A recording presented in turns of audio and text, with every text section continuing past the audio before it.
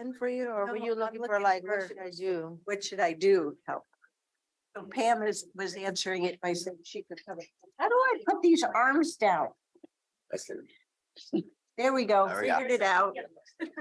Multi-purpose knobs. All right. Good morning, commissioners. We are now live and over to you, Chair Harrington. I like it. Good morning. Happy March. It's March 2nd. Yay. I'm still longing for the daffodils. I'm watching the daffodils over On in the front of the hillside. Public Services Building because they're usually some of the first that come up every year. And our staff does an awesome job with the landscaping around all of our buildings. There are different blooming bushes that come through different times of spring. I love it. Beautifies our world. Just so everybody knows, we do have an updated roundtable packet today that has the latest and greatest rolling agenda. Thank you, staff, for giving us visibility all through June, because those months will be upon us before we know it.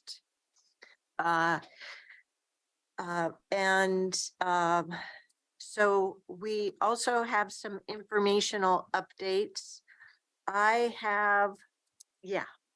So one of them is, I'm gonna have some that are a little jumbled. For the CWS CEO review, last year, Commissioner Rogers and I did it as a team of 2. I was gonna ask him if he still wanted to do it this year, or it might be a good time for Commissioner Fye to start developing her experience, but I really, What's up? You've done, I'm one. what you did Tom's lap. Oh, yeah. yeah. Oh, so good. I can put you on the hot seat right away. Not that Good morning, Let me Commissioner get up Rogers. here. Yes, now we have a full complement of commissioners. I was just diving headlong in and touching on one of the informational items, and that is the CWS CEO performance review. Wasn't sure if you wanted to Happy to. do it again this year, or We do. we have to eventually get Commissioner Fye in the scheme of reviews, so. Happy to do it. Okay. Next year, somebody else. We Nope. share the pain. Wait. Wait in the wealth. I'm happy to have you do it again this year with me. Yeah, with you. You did a good job. Thank you. So, are you comfortable with that? Yeah, yeah. We'll And I'll do rotate it next in year. Otherwise. Next year, I got you, Diane. We Or- do have 3, so. Oh, don't worry. yeah, oh, yeah. Uh, We just did theirs. It's every next year. Those 2 positions are due the end of the year, and Tom Carr gave us some grace for doing it. But I do want to mention that what I recommended and you agreed to was that every other year we would do the 360. So this coming year will be, we won't have the depth of information, but it'll still be the process. I just want to Oh, remind. I had forgotten that part. Yeah. Okay. So, but We didn't. you'll still work, you still work with a We consultant. Yeah. Okay. Okay. And I think that the feedback here is that's important as well. Yep. Okay. So we'll still have board review. It's just the breadth and depth for the rest of the list. Got it. On every other year basis. Yeah, got it. Okay. So the only other informational item, 2 of them, one from me. I looked into the NACO summer conference. That's in July in Austin. There's just a basic schedule. They don't have any of the Agenda. conference topics listed, so, and they may not, I think, until April. So, I'm just gonna wait and see, budget wise, we are in a challenging budget season, so, but I'm thinking that, there may be less need for as many of us to go to the legislative conference in March of next year, given the election season and presidential election year and just what we heard from Congress about interest in moving forward legislation. So anyway, that's just my own current thinking right now. So it's hard for me to judge the NACO summer conference right now. Okay, the second thing was Commissioner Willie was helping us round out the congressional spending requests. I know I'm missing a letter there. You mentioned on Tuesday. Directly directed spending. That's it, directed, yes. Thank you. Can't that be interpreted as their own pot of money? Earmarks. Yeah, okay. It's not their own pot of money. It's earmarks, yeah. Earmarks, yep. So what we heard from the congressional delegation is essentially it was a hurry up and wait. We need your information by March 3rd, but no, we haven't defined any rules yet. So we're just assuming that it could possibly be what the rules were last year. So Commissioner Willie mentioned on Tuesday that there might be some requests with regard to the Salmonberry Trail and the Salmonberry Trail Foundation's request for some support. So he has just distributed two letters for our consideration. And one is titled Salmonberry Trail Project. And they have different titles. Could you Yeah. summarize the difference? So the letter that that was sent out last night that Megan sent you, we had combined their requests. They have two requests. We had combined it into one and we should not have. So these, we had to go step back. It has to be two requests because one is coming out of the highway fund and one is coming out of the forest fund. And they're for two different projects. Mhm. And if you remember, one of them is for the Cochrane Pond. And if you remember several years ago, it's been too long, Catherine, you and Pam and I went out and did a little couple mile hike, crossed a couple of trestles. That's the portion that some of this money would go to, was Okay. to finish that cleanup up and get that started. And then the other one is going to be down at Manning Trailhead. And it heads off towards Stubb Stewart. So two different funding requests. So that's the reason why we had to back up and put it in two different letters. What's the money? What's the amount of money? I know they, I noticed that they didn't do that. We could put that in there just a second. I will tell you. Yeah, I think the letter, you're right, does need to have what the Okay. request for funding is, but also knowing how titles are used to summarize the requests in and the grants. I'm hoping that you'll have the flexibility to change the titles. So perhaps Cochrane Pond Trailhead can be in one and Williams Creek Trailhead could be in the other, I would, well, or something. they're like kind of that. down at the bottom, but they need to be, I definitely agree. We need to highlight that. So are you listening, Megan? Yeah. Okay. Otherwise, that, you know, in the intense work that happens, we may end up having somebody say, oh, these are the same thing because the title is so similar. And you're doing a good job of helping us understand that they are different and why it's because the local funding is from two different distinct sources. So Right. if you could put that in as well. And I'll probably give them that feedback as well, because Yeah. I want to make sure that theirs Yeah. are consistent. And, you know, having the challenge of squeezing things into one page, go right ahead and make paragraph 2 a continuation of paragraph 1, merge the two, buys you a little formatting space, you know, do all the tricks.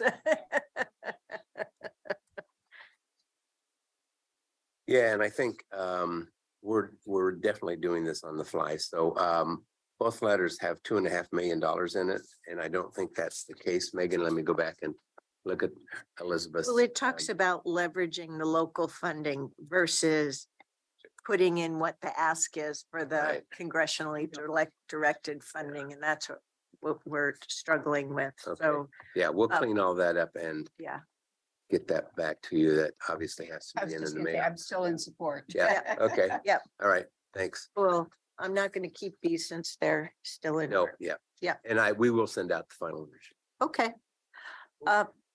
I have not, turning back to the rolling agenda, I have not gone through the latest and greatest.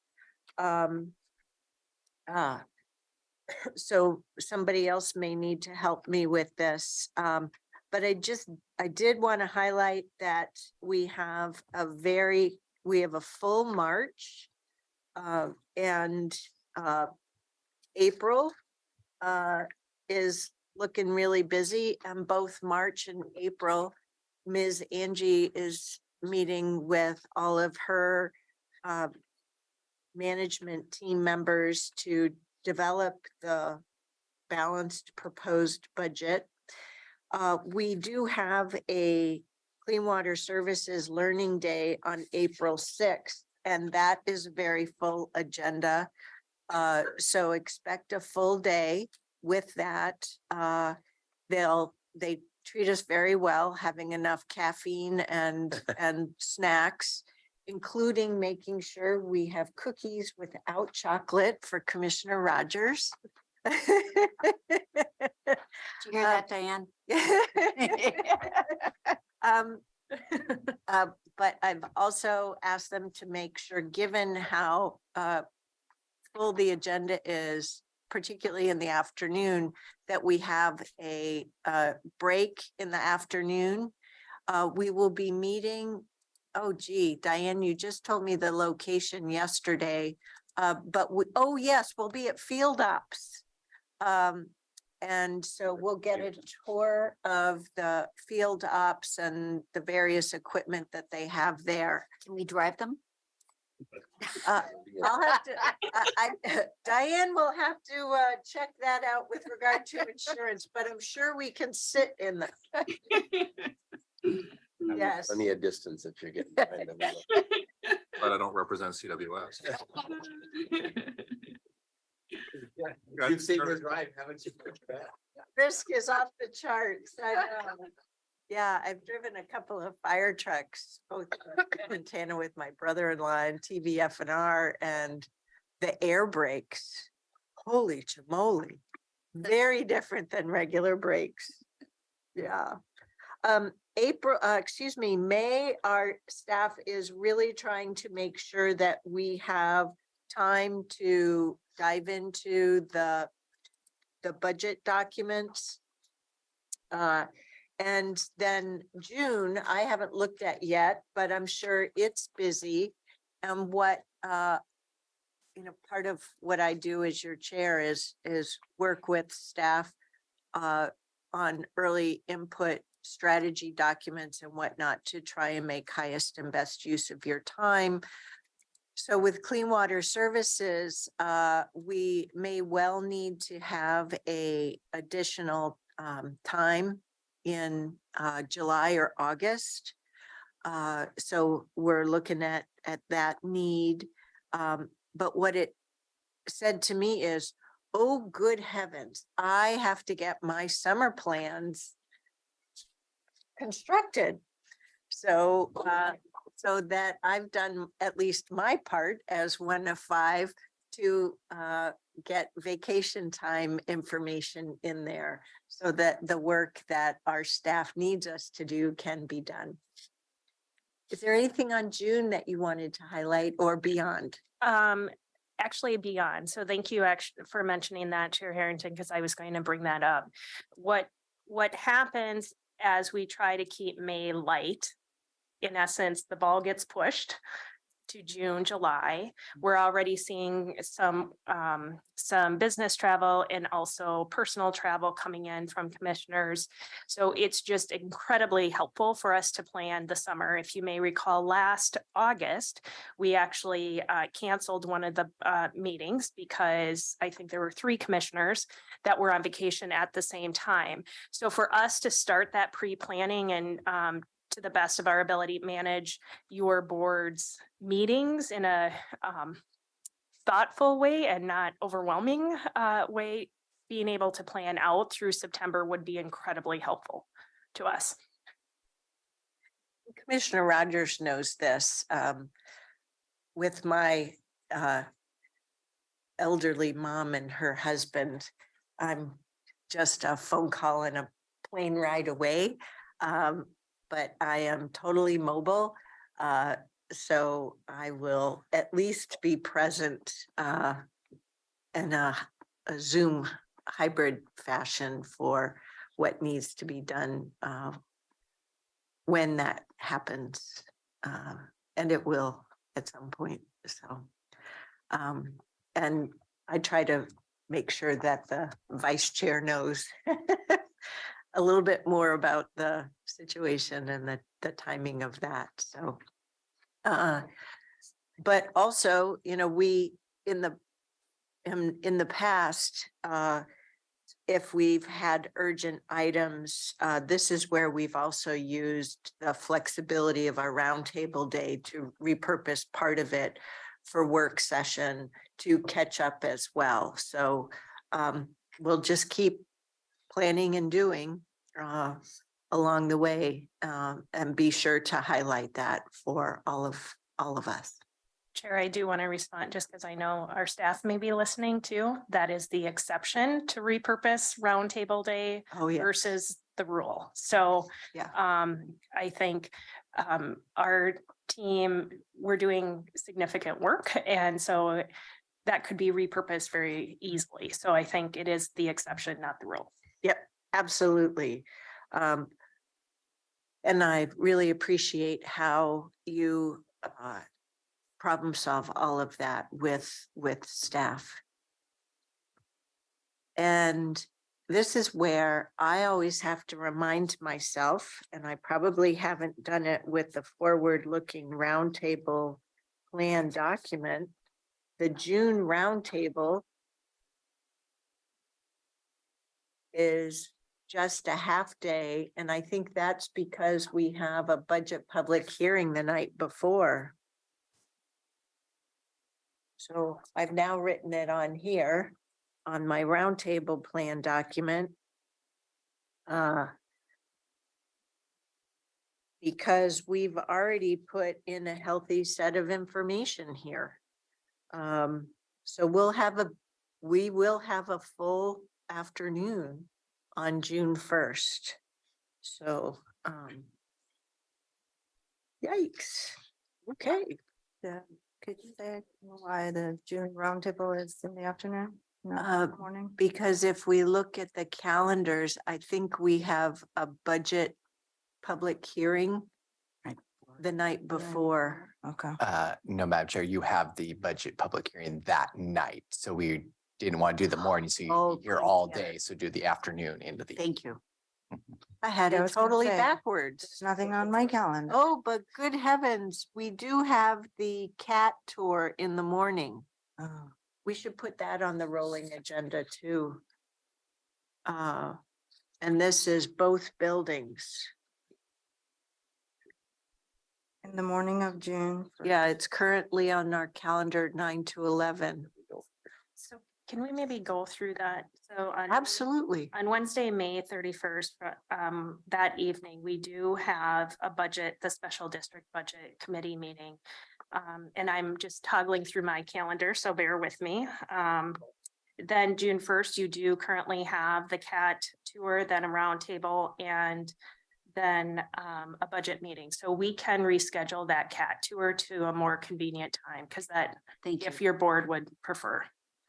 That would be a second rescheduling of that. Wouldn't it? It would only be a 12 or 13 hour day, you know.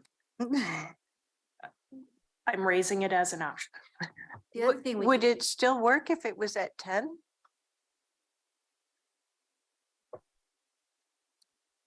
Let me I check don't with know. s- I can check with staff and see. 9 or 10, it's fine with me, but the meeting goes all the way to evening, so I think the concern is the, Yep. you know. But Yeah, the cat's scheduled for 2 hours, then we get a 2 hour break, then we go into roundtable. What do you think? I think it's a long day for the board. Mhm. And I don't think compressing things into small amounts of time gives justice to the issue. Yep. So that's just my thought. Yep. What about Tuesday, the 30th? Is there any chance we could do it then? oh, yeah, Can I just work Okay. behind scenes? with Yes. staff And see what, Yes.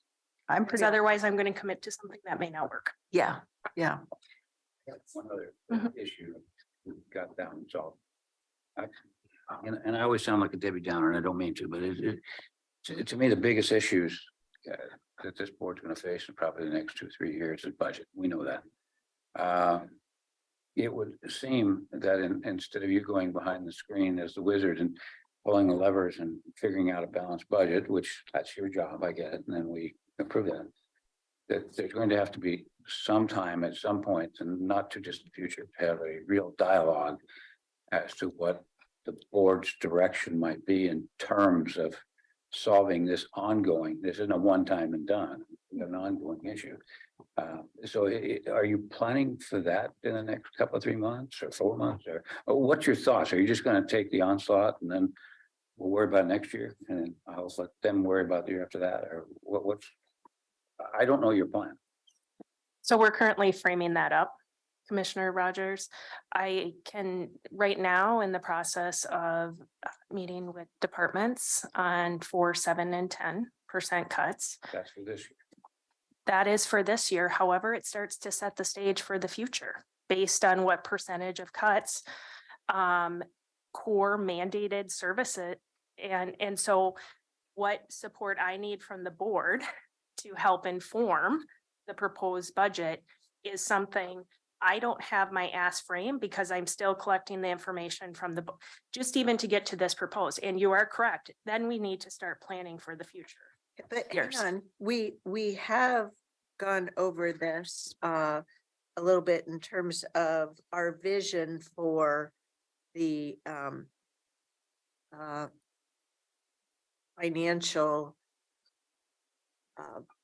processes, advancing our financial processes as an agency. You're both correct and in sync that it's like we've been peeling the onion. And so we know a lot more this year about the root causes of our budget challenges. Ms. Angie is putting through processes so that the level of problem solving this year advances the one Washington County approach beyond the initial approach or use of last year. But as Greg Munn has presented to us, we are advancing our methodology, our financial planning methodology. So we don't have it planned out of this level of depth this year, this level of depth next year and beyond. But I know from our multiple roundtables in terms of our January of where we're at this year, what system improvements we're making, and then laying that groundwork for future years. We have been over this, but maybe we need to take stock and make sure we all have that sense of where certain foundational approaches are being laid and how that continuous improvement will advance into the future. For example, the capital improvement plan is another foundational thing this year.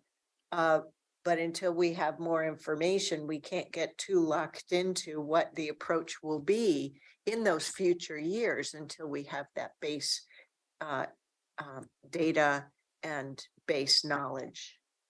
So Is that- that base data will provide forecast information? Is that what you're thinking? Not that point yet. What I'm thinking, and We know- jump in, is that I commend Greg in his de-aggregation of the funds and trying to get a clear picture. I told him that several times. I think he's wise to look at where resources come from and try to match, and then we have, so that's all good work.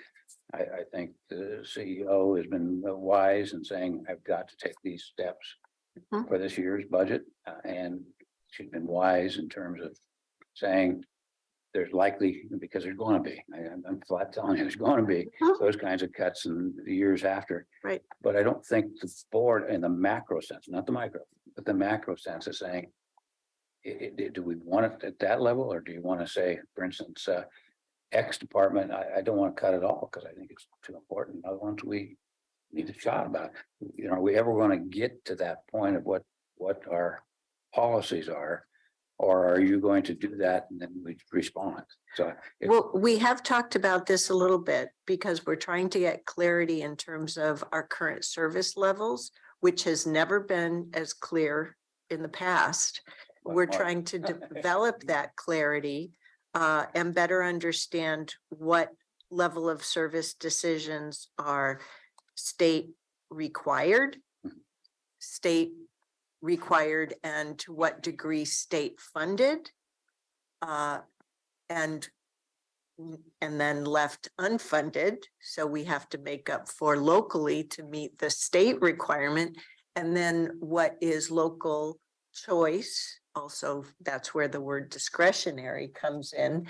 And then how does that local choice compare to the overall community need as we know it today and potentially forecast into the future?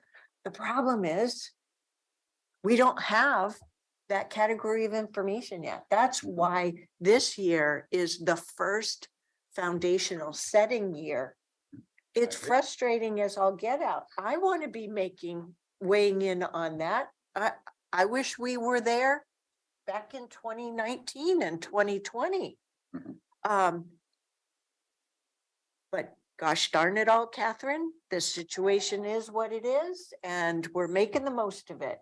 But I do have confidence that we're going to go through more conversations this month of May than we did last month of May. We'll also have to figure out what level of information do we have and how can we weigh in this year and set the stage for next year. Chair I'll just Hartman. stop by saying I don't disagree with anything you said. I simply teeing it up and saying at what point do you start making those macro kinds of comments so that you can get into the micro when you start making those decisions. So, and maybe it's not now, maybe it's, but Sure. I made my point. Go ahead, Miss Angie. I do want to remind the board that staff are currently working through collection of quotes process to schedule a board for the first step in strategic planning, the goal setting, priority setting. So that process can help start to also set the stage. What I can do for your board is take a timeline, look back at the conversations that we've had, place them on a timeline, and then look ahead, you know, and kind of place that so we continue to move the ball forward. And then that's a reference point for all of us, you know, Commissioner Rogers, so that we know that we're focused on having those long-term strategic priorities and not just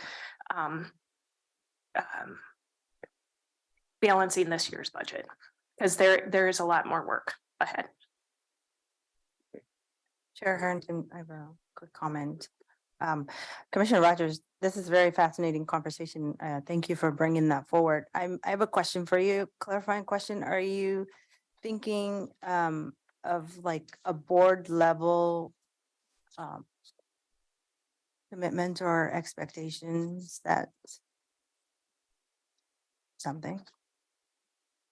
I don't want to say policy because then it's like, If you don't know where you're going, you don't know when you get there. And so I don't know what the board wants to do. And there are certain services that you can't take an approach at 4, 7 to 10 because you're required to do them. And I think that the chair pointed out rightly, and we kind of pointed that out in our press conference, that there's some things we have to do. We understand that. There's other things that are more discretionary, and then she's trying to define that as well. I don't know if this board ever wants to, or when they want to, go to the, what I call macro, the big discussion, saying what's so important to us that we're not going to apply that kind of percentage. We're going to fund it, and we're going to find funds, wherever that is, we're going to find funding. So this pertains to that strategic plan conversation and what we need to, at least with each roundtable, map out for ourselves is that phase. We decided we would have a 2-stage or phase, I don't recall the words, to the community strategic plan. One is that kind of conversation for the board, but it won't be fixed. It will help us for the next 2-3 years as we go through the larger community developed strategic plan on out. But I, like you, I don't know how we've scheduled that up yet.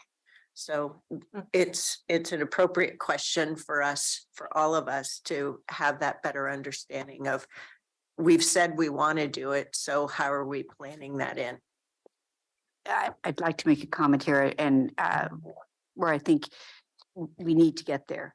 I've been thinking a lot about the 4710 and while you're right, we have things that we're required to do.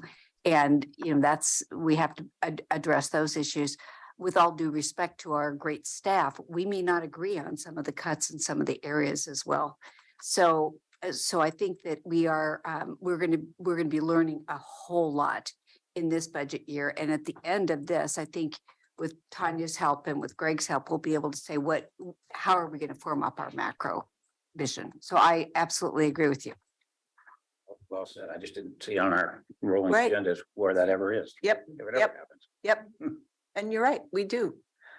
And this also relates to, Ms. Doyle sent an email just this morning that she's trying mightily to keep up with a whole host of bills that are going through committees. And one of them, Senate Bill 953, is proposed to change the medical examiner function from a state-based function to a county-based function without Can funding. you say unfunded mandate one more time? Right. So,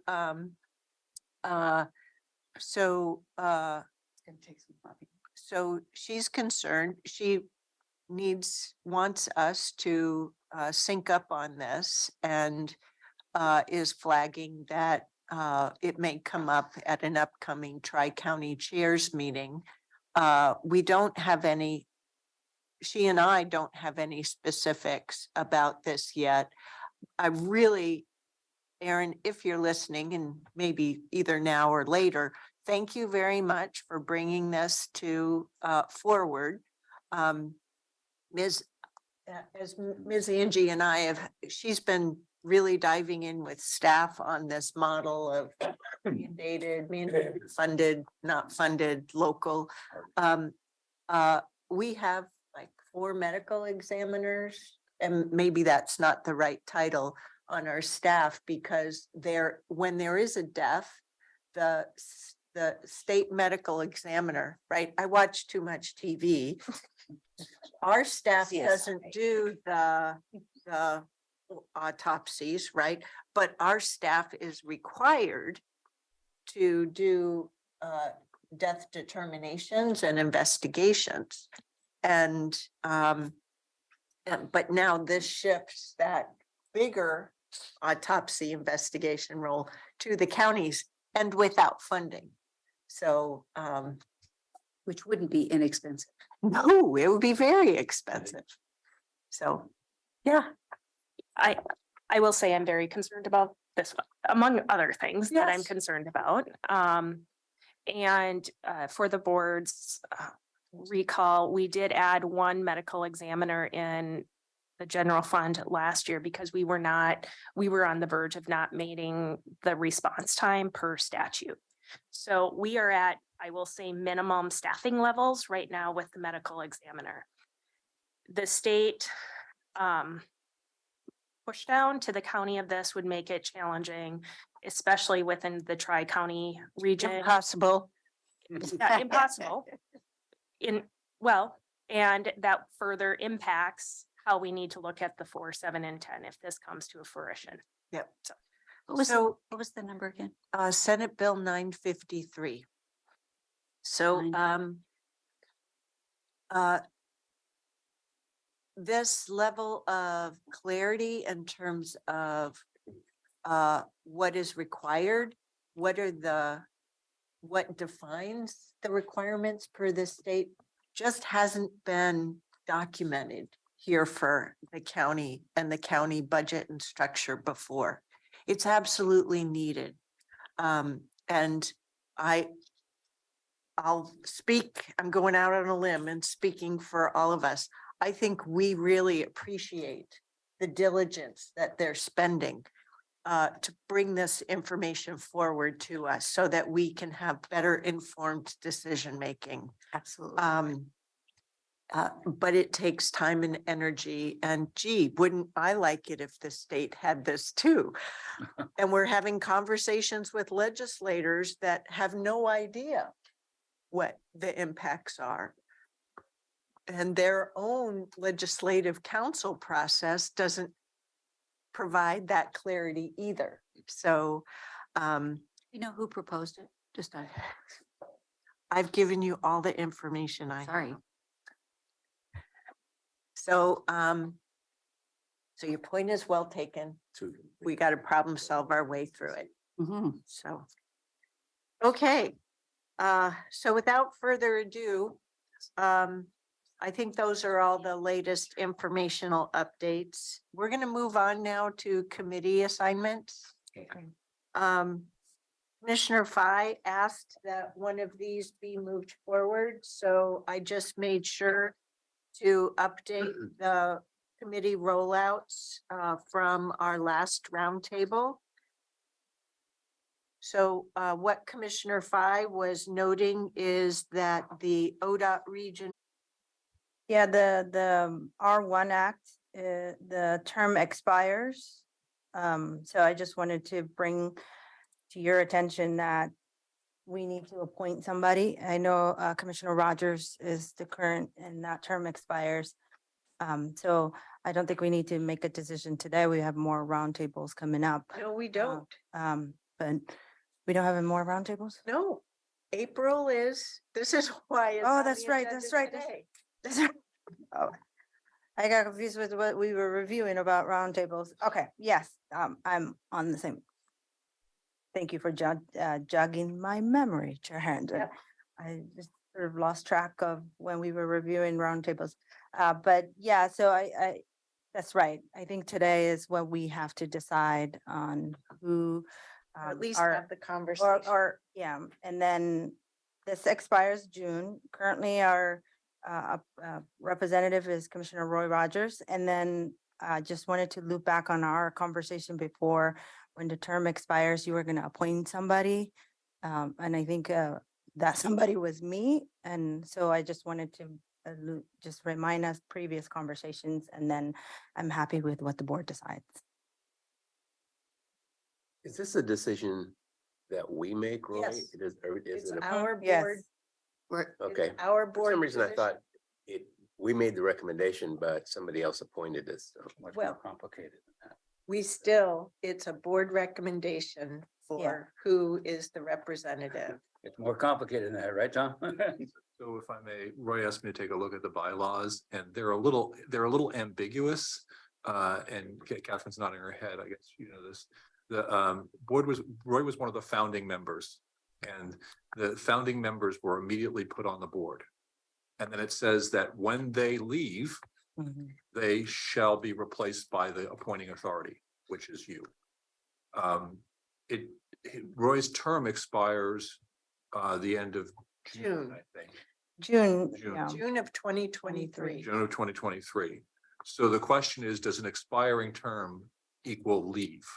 And This is that- an opportunity for us to checkpoint and say, are we getting the level of representation from Washington County that as the Region One Act has been doing its work and all the other governmental representatives there, has it been doing the job?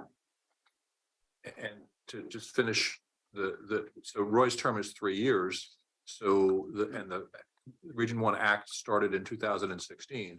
So I assume at some point the board reappointed Commissioner Rogers to that position. So there is precedent for the board, although there is some ambiguity in the bylaws over. And since the board appointed the founding member, there was no issue last time. So there's a possibility of some issue, but I'm not sure who would raise it. So I was a Metro counselor when this whole ACT business was going through reformation as well. And it's very much a collaborative process in terms of representation. And as we've talked about before, this board has taken positions on certain proposals. And so I think Commissioner Fye is right to bring this up for board discussion and for us to decide are weighing in and putting forward a name for a new term for the Region One Act. So, And we're not the only one going through this. A lot of jurisdictions are going through. WCCC just appointed, I think, 2 or 3 new members on R1 Act. And then so the other commission, the other, including the one you mentioned, Metro. Because they had their own turnover. So I think we're not the only one having this conversation, that everybody is having, you know, who do we have, who do we appoint to represent? So. and And there then- is a connection for how things work in JPACT and ODOT and the balancing of all these different pots of money and how do we make forward. I'm not stepping forward because I find it a little time consuming to talk about never ending list of prioritizations when we haven't been growing the pot of funding. So I think I'd like to know a little bit more, and not for this morning, but I need to know a little bit more about Region One. I haven't paid any attention to it because Roy's been there, and so, you know, do what you want, and I'm on the Northwest Act, so so I stay in my own lane over here, so to speak, but I would like to know a little bit more about Region One. Who's on there? If they've appointed all those people already, sounds to me like it's a pretty big group because they have a rotation process, I'm assuming. So I'd like to know a little bit more about that. And then I know, Nafisa, that you would probably like to be appointed to that, but I'm remembering our 2019 conversation where we said we're not going to put all the transportation responsibilities into the same pocket, and we have done that. And if no, we you go on- haven't. You're on the Region One Act. No, I'm on the Northwest. Northwest. The Act. Northwest. I'm Act. the only one that has the transportation assignment. Other than that, Nafisa has the, you have TV highway. That's not transportation. Impacts land use. You have TV highway, you have the tolling, there's another She one has you the added. multimodal plan. Yeah, and MPAC is So also, actually, it's Oh. not, Okay, we're stretching on this, but I'm just saying we bundled them all up and put them right back where we had them in 2019 under Roy, and that was and I didn't think that was a bad idea. no, So I agree. I need to know more about Region One Act, but And how long are the terms for Region One Act? 3 years. 3 or 4 years. 4. 4 years. Yeah. Okay, so, And and your term is up. What? in June of 2023, and his commission term is up the end of 2024. Right. And that's why it's really apropos for us to be doing some transition planning. And also, might I remind you that Commissioner Rogers was not willing to carry our majority position during the course of 2021 or 2022. And what's the, Regards to what? we have a documented letter towards that end that you refused to sign. And we made sure to submit it to the committee separately. There was a conflict of interest I in my mind. I don't think it's going to be in our best interest to continue to be in a situation where our voice is not exercised as the other voices at the table. Well, let me make a couple of comments since I'm the one packet. And I'm gonna go with the majority, but it's not quite as simple as all you may think it to be. The bylaws clearly state in the R1 Act that a foundation committee member, which I am, leaves his or her appointed position, which I'm not doing. The nominating entity shall immediately nominate or replace. If I did automatically leave, then the act itself would decide the member term. I think that's bad language. I don't agree with it. So I'm willing to do that. I mean, I will abide. I take exception that you haven't been represented. I have. I take, and we can disagree on that, Catherine. I'm a little bit offended by that, honestly. Go back and listen to the record if Yeah, you'd I'm like. happy to do that. I think that with JPAC, it's a much smaller organization. This is 4 counties, much more rural. There's a general distrust of the regional approach amongst that larger 4 county area. And so you have to sit there and try to weigh all of it. That's why I took the position that I did. So that's one. Number 2, I've checked the records, had the staff because it was virtual. We have had no county elected representation at any of those meetings the last 2.5 years other than me. Any of what meetings? Pardon me? Any of what you said, no Other representation? than myself, and if you go back long enough as Pam, nobody has listened, nobody has participated in any of those meetings. Period. We haven't had any much report out either, so cuts both ways. But what does your memo there say? And I'm not trying to embarrass. I don't have any memo. Yes, you do. You have. I think he's referring where the alternate, it says attending, Oh, the you alternate. just said Yeah. you were gonna attend. Yeah, No, it's there just is no- attending. there Have is you- no have you attended alternate. any- Have you attended? I- any? There's no Alex? alternate. Italics used to indicate a practice versus there being a formal Washington County position. And I didn't, my last point would be that I did take Pam's comments seriously. I think that back as Jerry did, that these things should be divided up. You start placing them again, and I agree to that. My time is limited, so you do what you want to do. But you're placing a lot of position in one person. If I had if I had my druthers, I'd like to get to the end of this year, obviously, just simply because I'm chair through December 31, and then Paul Savas will take over. That's the way it'll work. If you want to make some other appointment, I'm going to live with that. I would vote. Do we have that decision? Do we have that decision option, Roy? Because I thought I was hearing That the the, term was up June 30th. the chair position of Region 1 Act is under the control of the Region 1 Act members. Right. That goes again, that goes. Must through be the- nice. So that's your interpretation of the bylaws as well. Wait, And the practice It's, and the their bylaws are are not. ambiguous and there's no construction.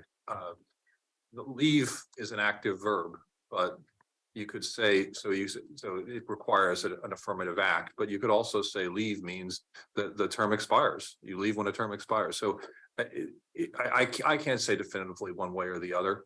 And I can defend whichever way you decide to interpret it.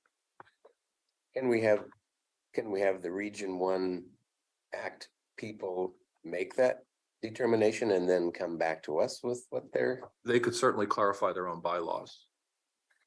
well, that's what I would suggest. And that will take long after June, and there are people cycling in and out based upon what their local government needs as well.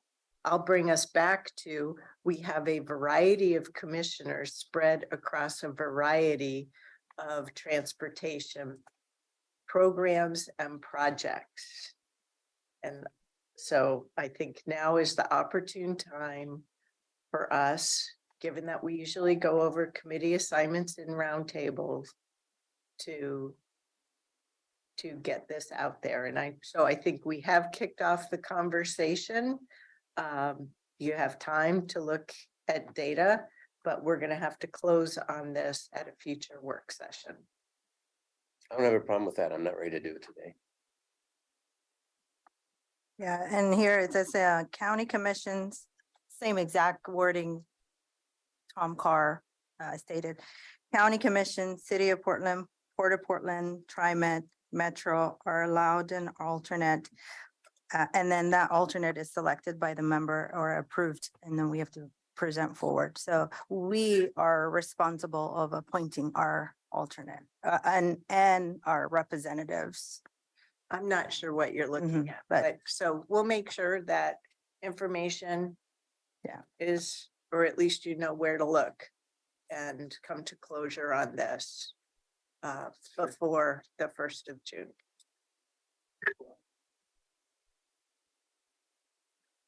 The other positional stuff I want to get out and make sure that you know we have to plan for it is two things. After our December board session with Clean Water Services, they did provide us with a notebook of the information, including on clean water insurance company, which is a subsidiary of CWS. So you all have the bylaws on that. I appreciate it because I'd never seen that before either. I appreciate that Commissioner Rogers serves both on, from my standpoint, not on a board position, but your excellent auditing and financial planning experience. So what Diane and Mark and I just talked about yesterday is having another one of the external positions transition to a board member. And so I just wanted to bring that forward to your attention, and we'll follow up in future conversations. But that's why I think, please, this is the highlight to say, please read your notebook. Additionally, Clean Water Institute is transitioning to Ripple. And it gets a little complicated with regard to IRS nonprofit stuff. Putting out on the horizon, Commissioner Rogers, once again, has a seat on that quick board, but that's with regard to non-CWS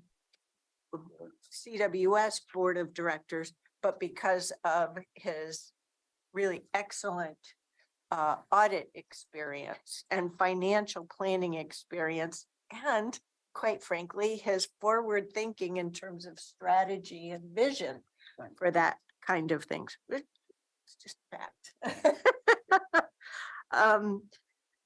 But we have to be mindful of the fact that for what the needs are for Ripple Mhm. and Commissioner Rogers' plans with his term ending next year. So this is where I just formalized in terms of our own inventory, the idea of having a co-liaison or a board position for that transition to Ripple. Mhm. So in a future roundtable, we'll have more information on that. Likely not in April, given the amount of information that's on the agenda, but towards that summertime and latest case October-ish roundtable for CWS. So just thinking forward in terms of what needs are there. Coming attractions is what I call it. Yes, absolutely. So Okay. there is no lack of work. That's for sure. Lastly, I updated the board initiatives. Oh, sorry, I'm moving right into board initiatives. So I'd like to go back Let's- to the Yeah, let's committee come back. assignments. Yes, ma'am, let's do that. It's, I just wanted, I want to say about my particular assignments. When I look at the external assignments, I have both the AOC District 8, that's a rotational issue. 2 years, right? Well, I'm chair now. Yeah, but it's a 2-year term, I thought, for chair. Yes, yes, but it's still rotational. Yeah. Yeah. So, but I'm also on the Central Cultural Board of Directors. I'm on the Community Action Board of Directors, MPAC and West Side Multimodal Transportation Committee. The two CBO facing organizations, Central Cultural and Community Action. I've been on those boards since I was elected in 19. I am willing to change out seats there if there are others that want to. That doesn't mean I'm not committed to those. It just means that I'm open to a discussion there. So just FYI on that. Mhm. And I think we've also had some conversation about how these board seats relate to our county community partner investments, and we have to go through some discussion on this stuff. And so I don't think, just my gut tells me, thank you for bringing that forward, but we've got to figure out how to strategically plan or have the strategic conversations about what is most appropriate and what's not. It's interesting because when you look at these committees, there's some that are more flexible than others in terms of your seat being flexible with other people. Well, and part of that is goes back to history and why there Learning. were seats, and not thinking about the evolution over time, but just doing the convenient thing. So, I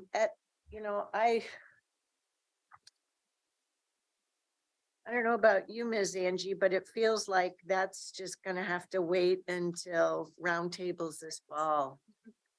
So.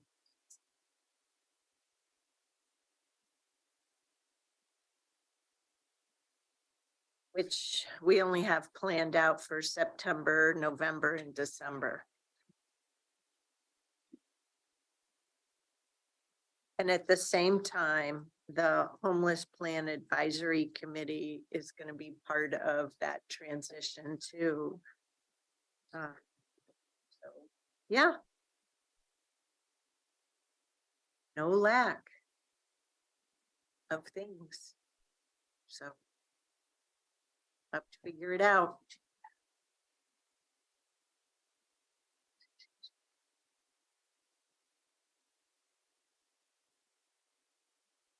Okay, so board initiatives. We have this set from Clean Water Services from January, and that's moving forward.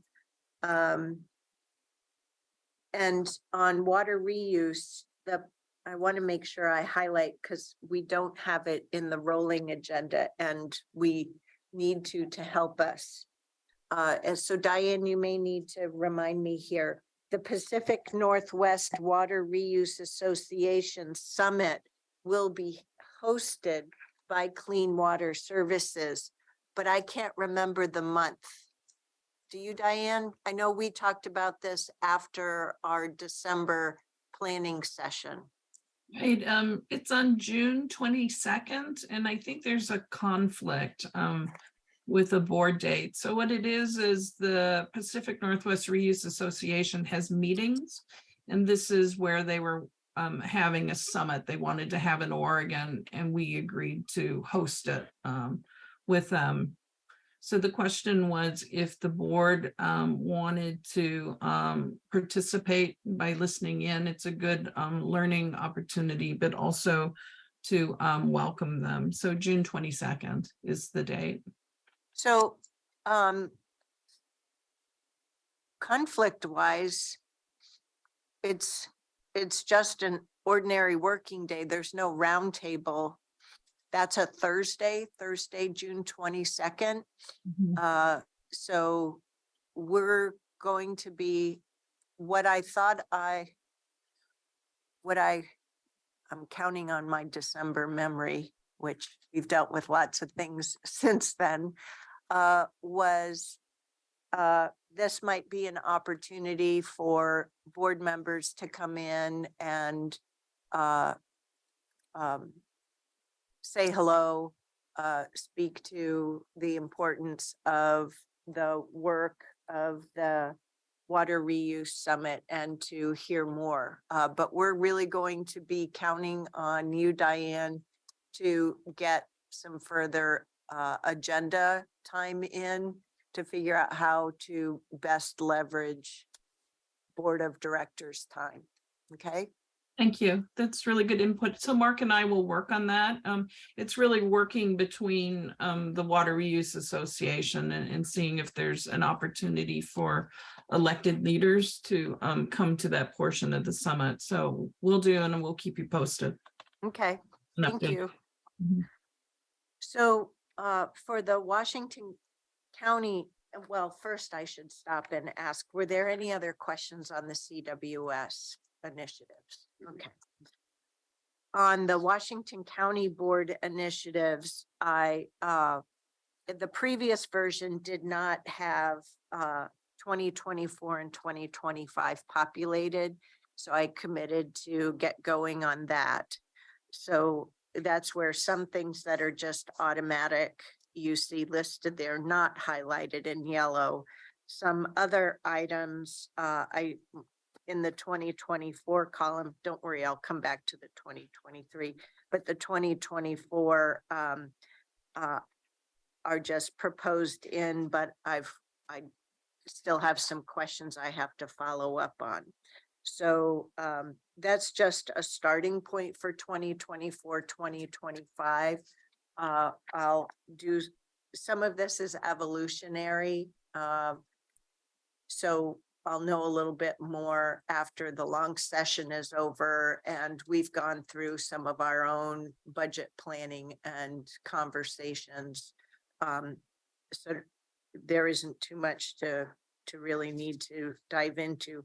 But you see, for example, on the first page, continue support to advance budget, financial sustainability and transformation. Quite a reflection on the discussion you started us off at.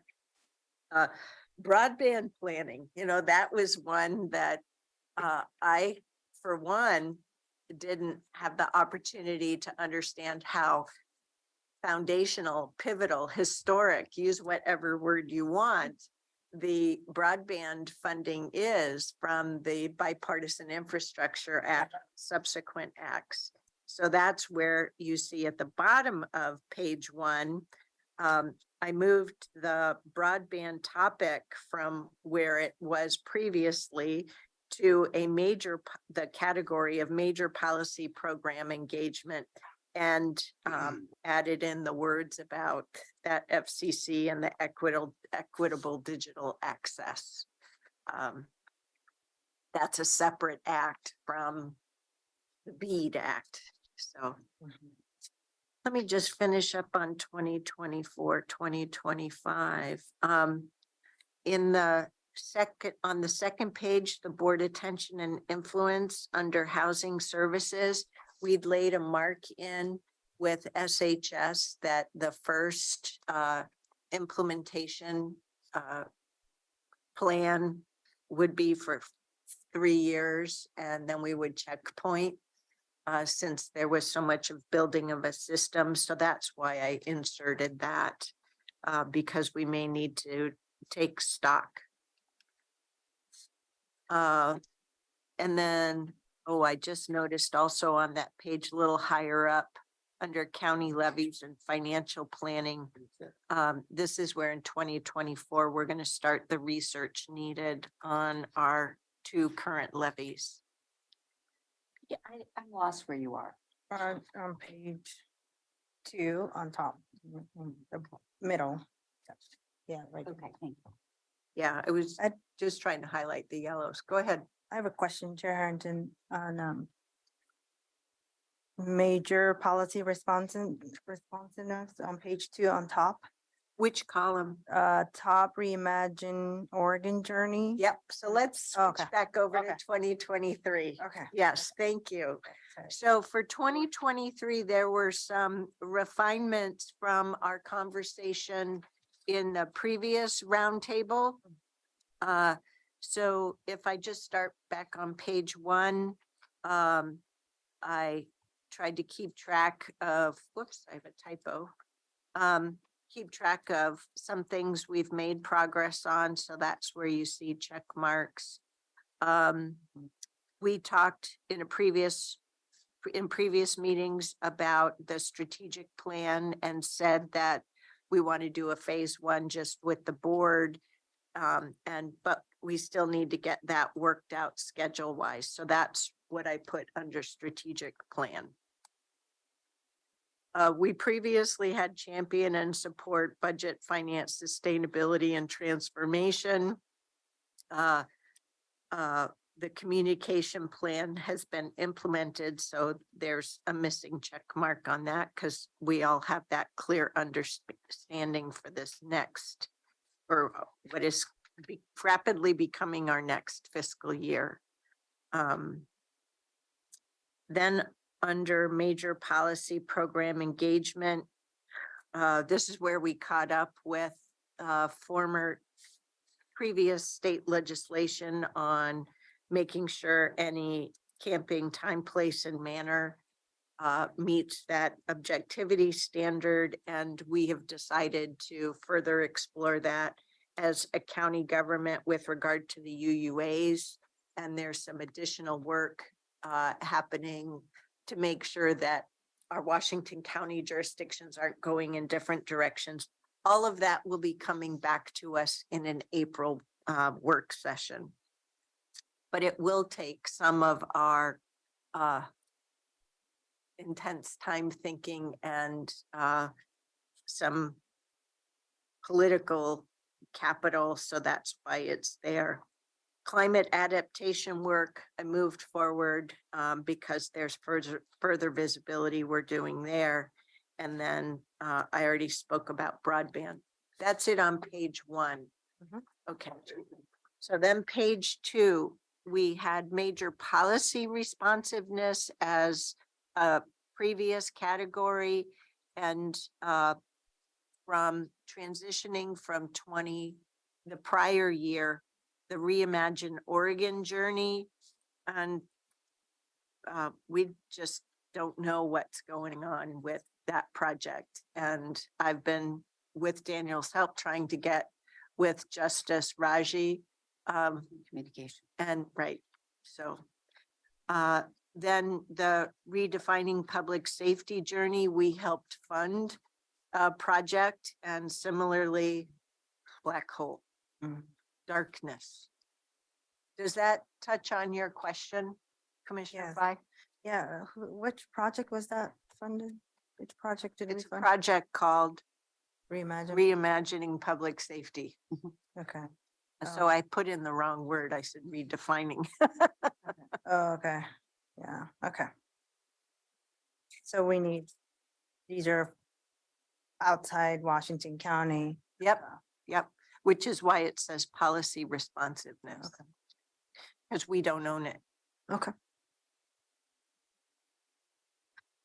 Then moving on to the board attention influence table, we had the state legislative long session listed, but this is where we have some further clarity as to some major things that are going on there that are really demanding more of our time. Semiconductor Joint Committee, Task Force follow-up, housing and homelessness. One thing that I've certainly learned from the 2021 long session, we had 2 topics that came out of that we had to hustle a little bit. So I'm trying to put in that we have more discipline around checking in after a long session. Okay, what are those new state mandates or enabling? One of them came up, was it on those psilocybin facilities, and then the camping time, place, manner. So it's like, okay, to put it crassly, what have they done to us that we have to make sure we get to before the next long session? And then just asking the question too, any new state legislation with subsequent year due dates? So just some checkpointing. And then being mindful of the fact that there's always prep for the next sessions, whether it's a short session or a long session. And these are issues, Chair Harrington, state legislative long session, these are things that Aaron Doyle and Zakir are managing and bringing to our attention. No, these are ones where this is just a proposed list of big ticket items that intersect the work of the county and where there's a big effect to what we do and how we do it. So that's why it's just a laundry list. This is a reminder list for me. So Yeah. I was reading, I thought it was good. I thought it was good that you went through and you highlighted some of these things, but it's always good just to go back and do a refresh completely of this thing. So I like this actually better than I like the rolling agenda, but this kind of keeps things for me. I got to write down stuff that says, this is my to-do stuff, or this is my stuff I need to keep remembering. That's what this does for me. So I thought that was good. I have a comment here. Yeah, sure. What I don't see reflected, and help me if I'm missing it here, is our work around equity as an initiative. I mean, I'm wondering where we can represent the board's engagement with OEICE office. And the other thing along that same line that I'd like to point out is that on our committee assignments, we are both on ACRE. Oh, is that not in the table? No, Oh, and good and- thing you've got. and Nafisa Okay. is on the internal Council with council. co-chairing with Tanya. I don't know if that needs. to be That's on the- really internal. Yeah, that one is Okay, internal for I'm me. fine with that, but I'm just pointing out that as I look from Mhm. I just want to make sure we reinforce that connection. Yeah. Yeah, but your committee, I think Is- your yes, point is absolutely. about, yeah, it needs to be reflected because that's outside the county. But I also think that equity and the initiative that we put forward in the beginning we should have some representation here and just. I know So you put outside this of this, together. if you could weigh in for me for the future where that table would. Yeah, I be and don't what know to put exactly. in. Yeah, Thank you. great. Then the third table is just on board awareness, and the difference between the three tables really comes down to the how it splits out for our time. We have two assets, our time and our political capital. So on board awareness, we've previously talked about the Washington County workforce and had onboarding of the ACAs. Ms. Angie has been improving our recruitment practices. I'm really proud of the work that's gone in with board involvement in recruiting and securing new department heads, as has been done recently with community corrections and juvenile justice. And so as there continues to be that evolution, we've got our support, our active supportive role, which is why I listed that down. That, you know, we're going to have some new folks starting in April, and it behooves us to try and make sure that they know who we are, the work we do, and so on and so forth. Yeah. Yeah, that piqued my interest and I saw that. So that's, not awareness, but also if we can be of support, whether we need to show up there, Yeah. meet and greet or whatever. Yeah. No. Yep. that's Well, I foresight. think you can expect that you should probably have a 1 hour time or half-hour time with the new department head to get to know one another and things new eyes, new learning. Mhm, Yeah. yeah. And I just try to make sure that I try to use yellow to highlight what the changes are from the prior one so that it makes it easier for all of you to take a look. Under additional miscellaneous continued BCC quarterly town halls, you might remember that at the January roundtable, we decided we would not have a Q2 town hall due to the amount of work that we're doing on the budget and moving on the budget and the number of meetings there and focus. But we did say moving forward that we will continue with topic-specific themes as we've done previously, but we don't have any sort of set plan or discipline. And we do know that we need to have visibility a couple of months in advance. So I'm just suggesting, put your thinking caps on. July onward, we may need to have some board, a board town hall with their community about our strategic planning and budget moving forward. So that's more of a Q3 timeframe, and then Q4, don't know. But how do we make sure that we're doing our part with regard to our community engagement and making sure that we have time with our community, not only to hear input from them, but also make sure they have the opportunity to know more about the service delivery of the county. Phew. Enough on that sort of housekeeping. How does it all come together?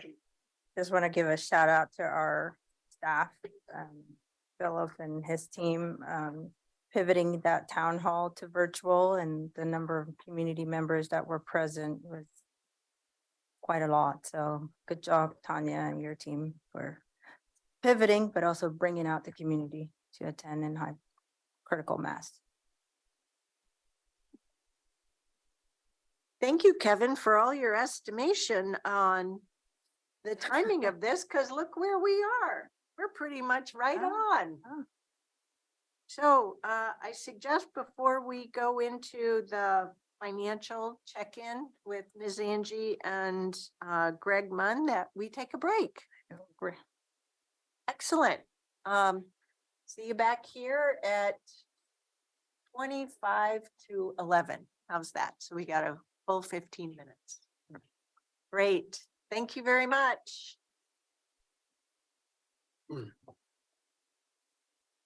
Perfect timing. I was trying to find it. Oh.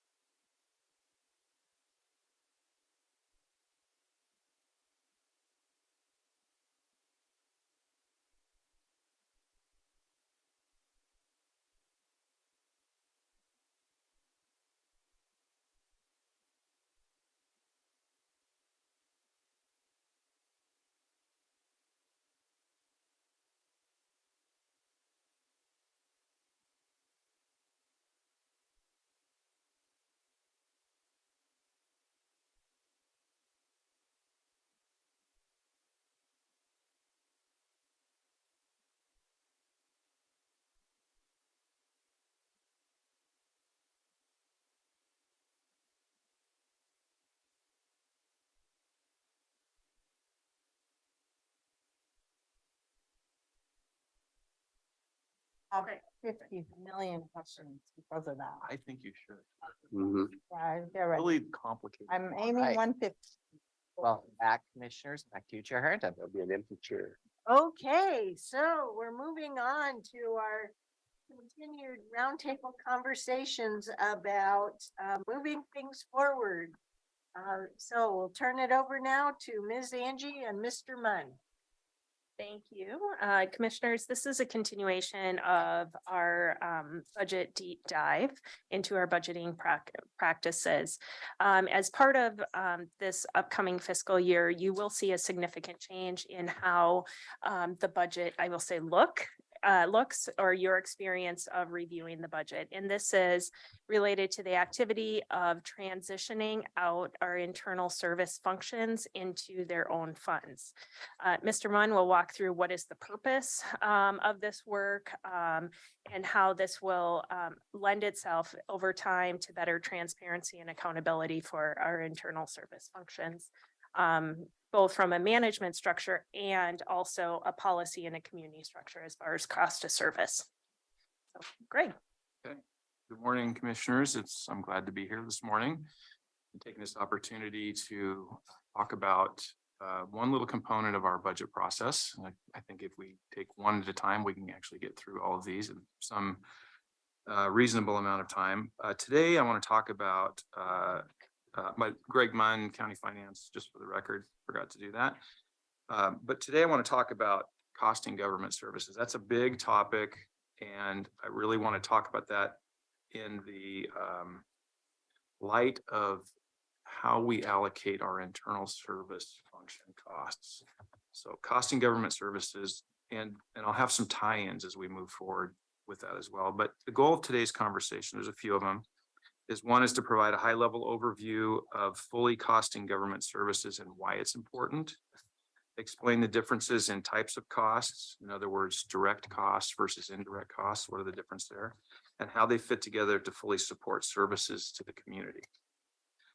Also explain and hopefully demystify how internal service or administrative overhead costs are allocated to direct service functions.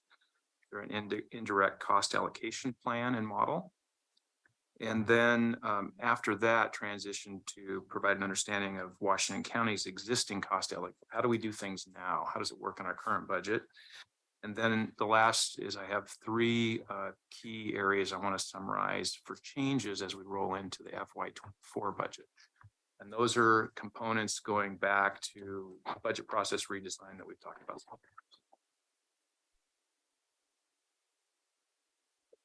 Okay. So with most of the presentations I give, and I will today again, is I like to anchor the conversation in something we've talked about already. This is our management system, management structure of the county. The areas that are in dark blue are areas that we already largely have in place. The areas in light blue are areas that we're going to spend some time and attention to actually improve. Today, I'm down there with that orange arrow and really talking about a financial policy, probably more than the policy, ultimately the procedure that comes out of that policy and how it works related back to our budget. All right, slide number 3.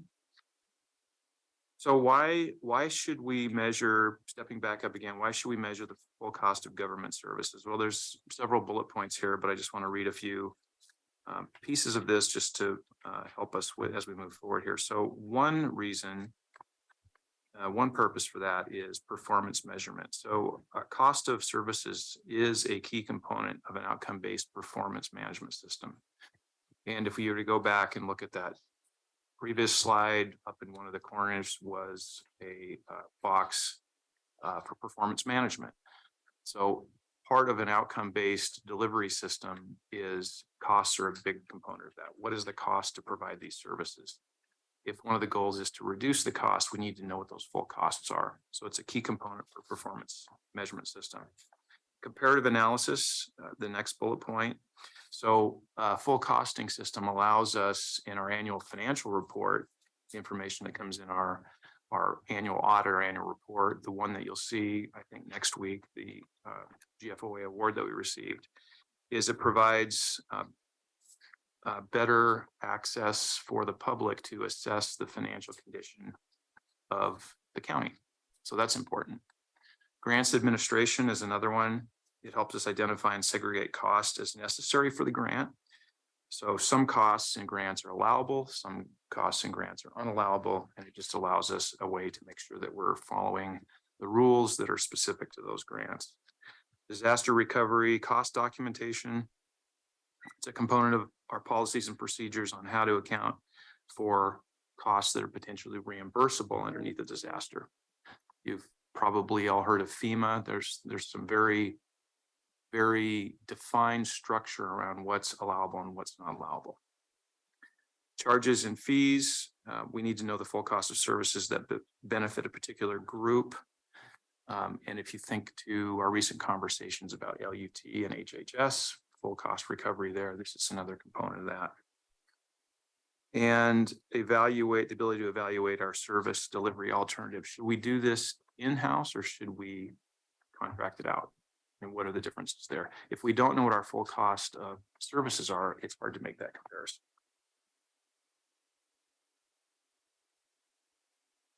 Okay, so types of costs. This is just sort of boiling down to, there's different ways to categorize costs, but today we're going to talk about costs in terms of direct costs versus indirect costs. So under direct costs, those are the costs that are related directly to delivery of a service. Those would be, for example, behavioral health specialist directly providing services to the public. The cost there would be direct services. And those would be anywhere, those are normal operating costs, including salaries, wages, benefit costs, travel, training, and whatnot. Other costs are and the normal costs, I would say, are incurred during the current period, so in this fiscal year. But there could be other costs that are actually a benefit to that service that are incurred outside of that fiscal year. So if you think about depreciable expenses, capital costs. So we're going to make a large capital investment in a certain fiscal year, but the benefit of that cost investment is spread out over 20 years. So those are other costs to consider. Indirect costs. Also on other costs, you talk about compensated absences. So would that include paid family leave, Relieve it. or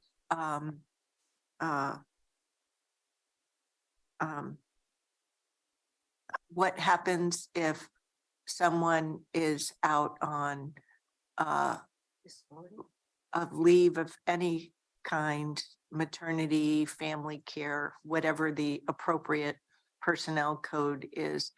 And in some cases, we may need to have coverage because the work still needs to get done. We can't just wait.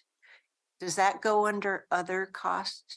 No, that's a great question. So those would be normal costs. So if you had replacement staffing while somebody was out, Yeah. that would just be an expense that would be in the current fiscal year and be part of providing services to the community. Oh, so would I, for another example of compensated absences, could that be like if someone was injured on the workplace? So they were still employed, but they were still recovering from that workplace injury. I'm thinking about sometimes, particularly with our sheriff deputies. Is that an example of how it's in italics, compensated absences? Yes, Oh, that's okay. But Okay. there's another cost that would fall underneath this other that I think might help clarify. So for example, a county, an organization's policy to at the time of separation, 50% of your accrued sick leave is paid off. Okay. So those costs Yep. are in a lump sum separated from the actual delivery of service over the course of years. Okay, I can understand that. It just compensated absences. I was having trouble relating that to some examples. So that's why I needed to ask about that. Okay, Okay. thank you. Yep. So indirect costs, those are essentially our overhead costs. Those are our administrative costs, the cost to run the county. And those are the costs that we'll focus on here is how do we allocate those? How are they shared? What makes sense? How do I have some examples of how we'll do it or how we do it now. I do want to read something to you, and this is from the GF Government Finance Officers Association Best Practices. In addition to the direct cost of providing services, governments also incur indirect costs. Such indirect costs include shared administrative expenses, where an agency incurs costs for support that it provides to all departments within the agency. For example, legal, finance, HR, facilities, maintenance, technology.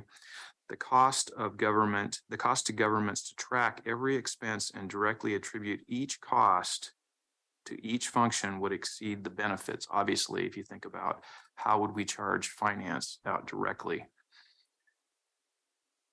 Indirect cost allocation is an accounting function by which estimates are made to distribute indirect costs to programs or functions in order to approximate their full cost. Certain important management objectives, like measuring the cost of government services, establishing fees and charges, charging back costs of internal services to department agencies, fully utilizing restricted funds, and requesting reimbursement under federal and state grants when allowed, can be served by allocating indirect costs. Regardless of the purpose of an indirect cost allocation, a systematic and rational methodology should be used. That's their best practice language. So that's really the key message. Systematic, say that again? Systematic and rational methodology should be used. Okay.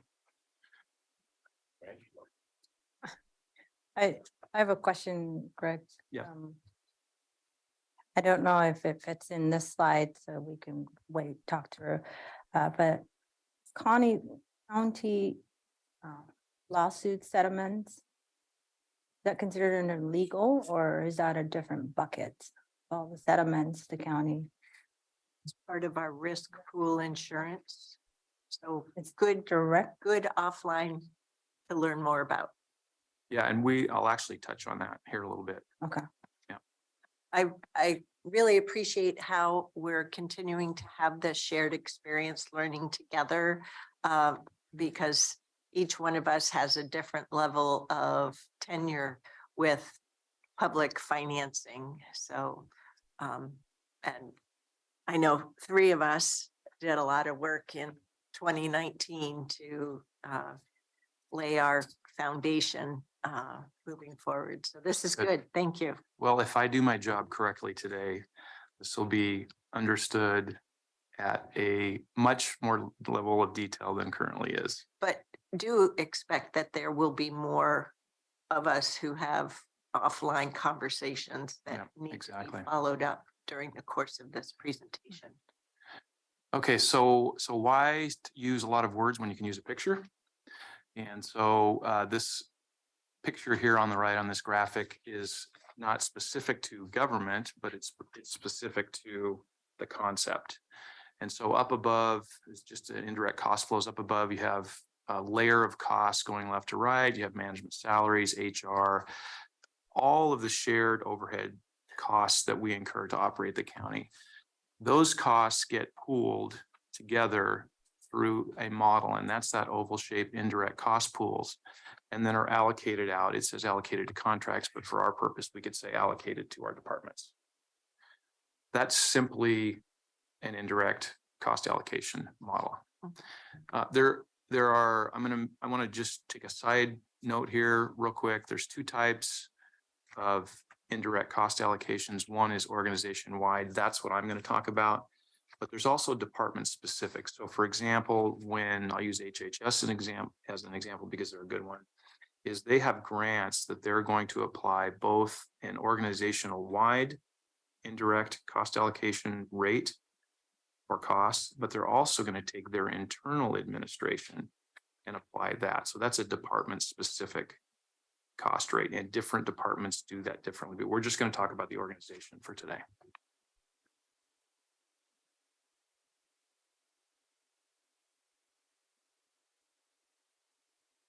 So here are some, so an internal service cost allocation is just an accounting mechanism. The mechanism can be something as simple as pooling these costs in the general fund, having the general fund absorb them, to having the general fund absorb some of the costs with the rest of it being allocated out through a special fund, or all the way with all of your internal service funds being outside of the general fund and using that as a mechanism to allocate. But nonetheless, there's just a few examples here of how some of these internal services are actually distributed. So for example, the costs, we have a purchasing department, procurement department. And so one method of allocating those procurement costs across the county would be, say, the number of purchase orders. Legal services, and this is how we do it, we use it based on hours. I'm not familiar with the detail of how Tom does it, but at Deschutes, it was always the last year look back. So we would have a last year look back of all the legal hours that were spent, and those end up being the basis for applying to next year. So it's very fair. There's a relationship back to the beneficiary. Payroll could be connected to FTE. Risk management, and this is getting back to yours, could be not only the number of claims, but the amount of the claims, both. So if you have a department that's seeing a significant amount of claims, it's only reasonable dollar-wise that they would take on more of that cost moving forward.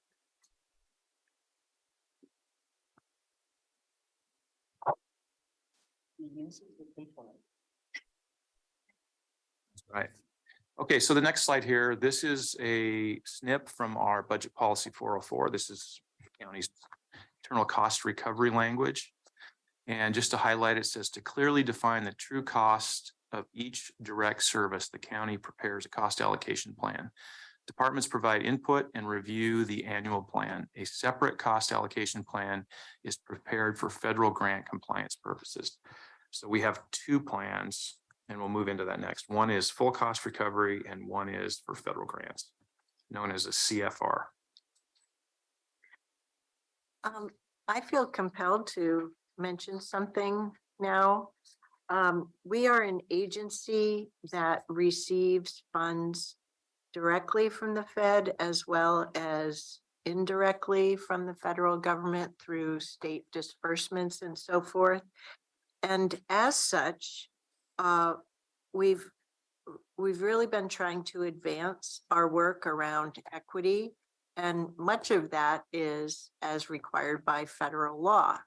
And so I feel compelled at this point to remind us that the civil rights work that is happening organizationally, as led through these two direct reports, Ms. Angie and Mr. Carr, through as just spearheaded more through our Office of Equity, Inclusion, and Community Engagement, that it has to be done countywide. We have to make progress with our civil rights compliance and community engagement countywide. And it's really a transition for some employees in understanding it. But I really want to applaud our team members for grasping it, embracing it as we move forward as a community. So, and goes back to Commissioner Treese suggesting that we return back to having that on the board initiatives as well, because it is a journey that we're on together. So thank you. Yeah. There isn't quite necessarily a bright line between federal and not federal. That's true. Exactly. There can be sometimes, especially those of you who thankfully, from my standpoint, deal with all the nuance of transportation projects, and that I can't even remember the term of art where we swap out federal funds for state funds, so on. Anyway, thank you. Yeah. Didn't mean to rat hole. Yeah, no, that's okay. Thanks for the comments. So I'm going to move to the next slide now, and I'm going to start talking about our process. So from a high level, we hire a company called Maximus. They are consultants. They help organizations like ours produce an indirect cost plan across the country. They're very large. They, we What give do them, they, wait, sorry. I don't care who it is. What is it? What is the system that you need in order to do this job for us? so that's where they come in to help us. So they have it's a database. The data that goes into the database is our cost information and our utilization, our activities. So those are those cost drivers, number of purchase orders, number of FTE, number of. So it's a paychecks. tool. Yeah, it's a tool. Okay. So it takes our costs and our activity. You probably heard the term activity-based costing, that's essentially what this is. And it puts those together and it generates our rates. So we don't own the tool. We work with the company that owns the tool. Yeah. Is that what you? We, okay, we, got it. we pay for that service. Mhm. So it's a licensed service. Mhm. Sorry, pet peeve here, in government. I find that agencies tend to lead with, we've hired this consultant. And it's like, no, that is not the starting point. The starting point is, in order to do this kind of work, there are tools to help us do that work. And oh, by the way, we've secured it through this expert group. Mhm. So Yeah. I'm not trying to pick on you, but rather demonstrate that it's important that we know, and I only speak for myself, that we understand that in order to have sound financial planning, we need to have good cost allocation tools. Yeah. And you've secured those through this external firm, and we contract for that service. So years ago, where I was, we actually performed this work ourselves, but it takes such a technical level skill set that it's very rare, which is why most large organizations are going to go with an outside expert who does this for many And jurisdictions. So thank you for reminding us, we are a large organization. we are. Yeah. So the two pieces of data are, one, again, our cost information and our activities that we perform. So as we walk through the next few steps, I'm gonna use finance as an example, because for two reasons. One is I know it, and also because it is we have more than one way that we allocate our costs. So the information that we supply to Maximus for indirect cost allocation, there's just really 4 bullet points. So general financial management. These are the activities, or the costs are allocated based on 50% of the number of journal entry lines that go into our general ledger. Wow. That's a pretty big number there. So the more activity rolling through our general ledger that's assigned to a specific direct service function in the county is going to receive proportionally more of a finance charge. The other 15% is based on our adopted budget.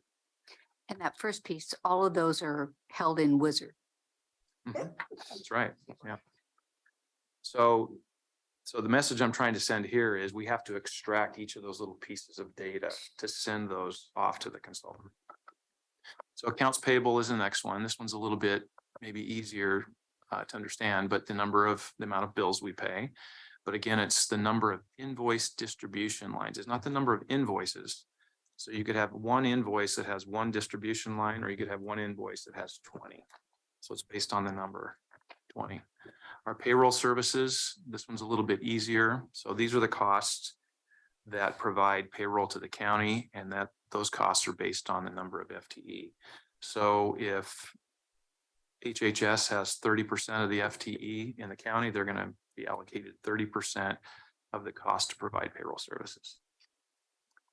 And our treasury and accounts receivable, these are the number of receipt distributions. So this is the cash coming into the county. How much cash is the county handling, running through finance in terms of both our receivables and our portfolio management for our investments.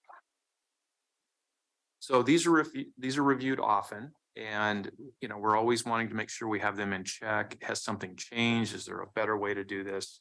And we'll continue to do that as we end up moving forward.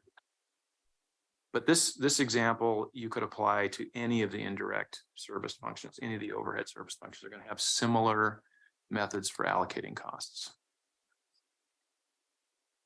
So I'm on to slide number 10, and I'm always reluctant to throw spreadsheets up because there's lots of numbers. But I want to give you, I don't want to go into the details of the numbers. I want to just go over the concept of the numbers. This is a page out of a 286 page cost allocation plan. And all this is doing here is on the left-hand side is it's taking all of our central service departments. Those are all of our internal services. And based on some methodology, like I just explained for finance, is allocating costs across our direct services.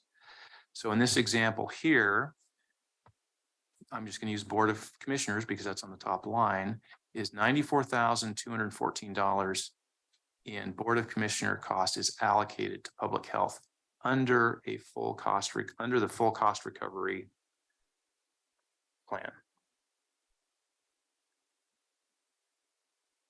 And if that's all you get right there, that's all we want to do, because I want to take you, the purpose of the next slide is going to be, I want to talk about full cost recovery versus CFR versus federally approved costs. So this is the same picture you just saw. And the column that we were just looking that was highlighted on the previous graph is titled full cost. So this is the allocation of the full cost of the full cost of overhead to public health. So public health, in this example, full cost, picking up the administrative components based on whatever the allocation drivers are for each of the administrative services, is $4,388,154. Hang on, I'm lost. Okay. I don't care why I care about federal CFR. How is that pertinent? Yeah, I'm gonna get to that. So full cost, so the next column is for federal grants, they have different qualification, different expenses that are allowed to be claimed and those that aren't. So that's why we have two cost allocations. And I'll give you one example that's pretty that is common and easily understand. Governance is usually excluded and department heads are excluded. So that's why under the federal plan, you'll see that under Board of Commissioners, there's 0. So any grant we have with a federal agency, we can only use that federal column. Okay, so it's for the standpoint of cost allocation with federal grants. That's right. Okay. Mhm. So one of the questions this brings up in the long run is how do we fund that gap?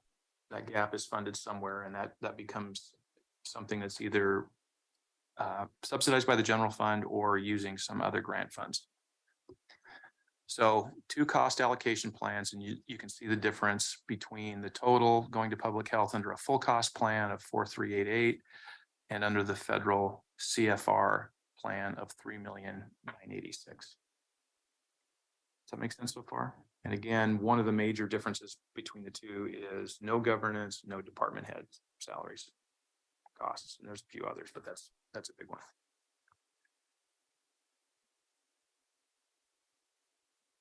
Okay, so with that, I'm going to roll in and talk about 3 areas in our cost plan, what this means to the county as we move forward into FY24, 3 changes. One is that we are separating our internal service function activities out of the general fund into their own separate enterprise fund. The second is we are changing, or we're changing the source data that goes into calculating our indirects, and we will be focusing on full cost recovery moving forward. So the first on slide number 12, our current procedure for creating separate internal service funds is our current procedure. Right now, we have funded internal service functions. They're commingled with the other general fund functions in the general fund. So finance, for example, in FY23 is just a program in the general fund. HR is a program in the general fund. So that having those commingled, it really limits our transparency on the accountability for, I'm going to use finance for the finance department, because it's blended with other general fund operations.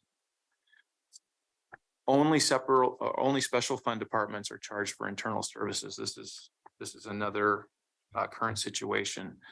So the cost for our internal services, the only portion that gets charged out for full cost recovery is any of our functions that are outside the general fund.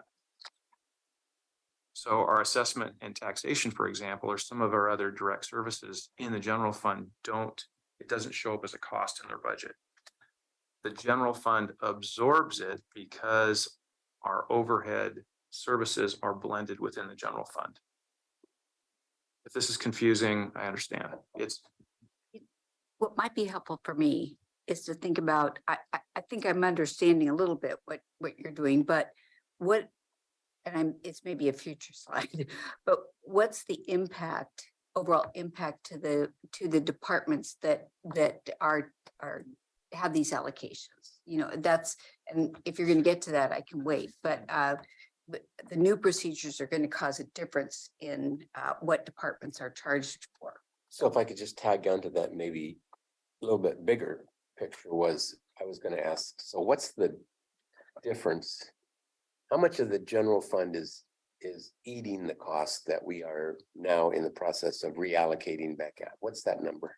That's a good question. I've got it on a slide. Okay. And as we change these procedures, will that cost allocation change affect what the departments might be looking at in their 4.7/10s? Absolutely. Yeah, okay, all right. Yep. So, So we're piling on a little bit. Yeah. Okay. so,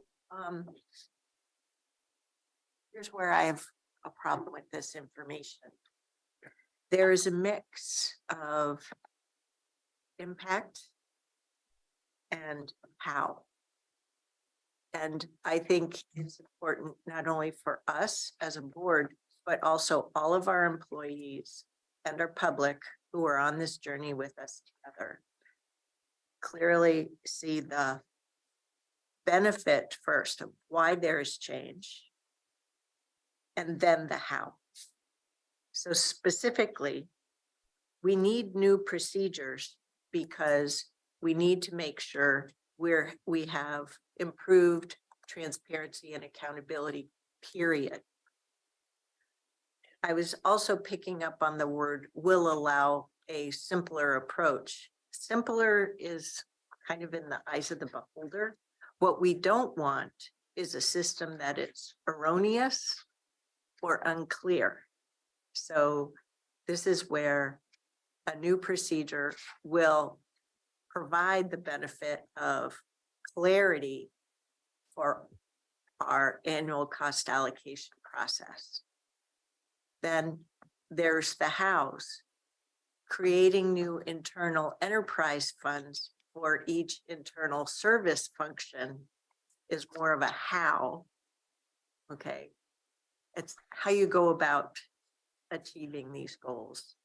And I do like very clearly that you've stated best practice for a large county, which we are. We're one of 120 large counties out of the over 3,000 here in this nation. So I also want to say that I really appreciate how under current procedure, you've helped me know how the way it's been done is limiting that transparency and accountability that we need to be responsible for the public's money. And especially this problem of with the special funds versus all of our general fund specific functions, which makes me fully appreciate that the general fund covers not only the certain categories of general functionality, but the general fund is also torn because we have to provide, in many cases, discretionary funding to either cover those special fund things like local match or required local match for grants that the special funds carry. So it means I have to somehow figure out what portion of general fund use is for that internal function versus that discretionary or that local match. It's something there I can't quite speak to yet. So I'm tracking with you and I think you've got it. Yeah. Okay, but I don't feel proficient yet about talking about it. Okay, we'll keep talking about it. and we'll get- Okay, Okay. thank I you. do appreciate your perspective on looking at the benefits or the why before the what or the how. Yeah, And so, so let me and just I see if I, know you're working on 1,001 things, important things right now that are all in transition. So thank you for your grace in allowing me to share that feedback. it's all part of the learning experience. Yeah, I do. Sorry, Oh, go ahead. sorry. No, go. Oh, okay. I do want to just note that the transparency is not just only for the board and the community, it's also for our departments. There's significant, and I am going to use the word significant, kind of frustration from department, like what are we getting charged and why, especially in a 4, 7, and 10 cut environment, and how do we balance the need, and I am going to underscore need, to have internal service functions with the service delivery to the community. And so this truly is a transitionary year. If I could have a wish, the wish would be that we wouldn't be in this condition of having to do the 4, 7, 10 at the same time of moving forward with the internal service funds, this conversation, yet we are at this point in time. And in the meetings that I've had with departments relative to their budgets, there is an appreciation that there will be greater transparency, even from a department level, into what are the costs. What we haven't talked about, and this does get into future, so I want to be careful about segmenting out the what and the how. But going back to that why is so we can forecast out. And so if we are making changes in internal service functions, or the board has a policy direction that would impact internal service functions, we could do financial forecasting for you. Right now, it would be incredibly challenging to show that impact based on our current procedure. It's all part of the change. Correct. So our current procedure is limiting our own forecasting ability, and the new procedures will allow for that needed forecasting ability. Mhm. And we're working towards that. We may not be there in this forming That's right. proposal, but it's working towards that. So here's a good Ow. example of that. The finance function in the county is very small compared to everything else, or HR. I mean, it's all small, but it could move around inside the general fund pretty significantly compared to itself without ever impacting the general fund. So there's a lot of that can happen right now with these functions being. Why do I care about it moving? That's what but I'm not there's- grasping yet. But it's getting back to the accountability. So if I'm a direct service department, I want to know how much I'm paying for finance. Oh, And I want to see that fund. okay. So, and let me just briefly touch on an enterprise fund. There's several kinds of funds in local government finance, but an enterprise fund, you could think of it as the business. Mhm. So whatever those expenses are that are incurred in that enterprise fund must be covered by a revenue. Yep. So that's how we'll look at these as we move forward. So. My experience in indirect cost allocation is not just how much am I paying, but how much is my fellow department over here paying, and what's the delta between those two? So I think this is also a piece that's really important to maintaining a one Washington County. It's a centralized approach. It really is. And if you're a direct service department, you should be able to challenge finance costs and say, I can understand that you're going up at 3%. That seems to make, sense per year, just normal inflationary cost. But why are you charging me 20% more? Why is that?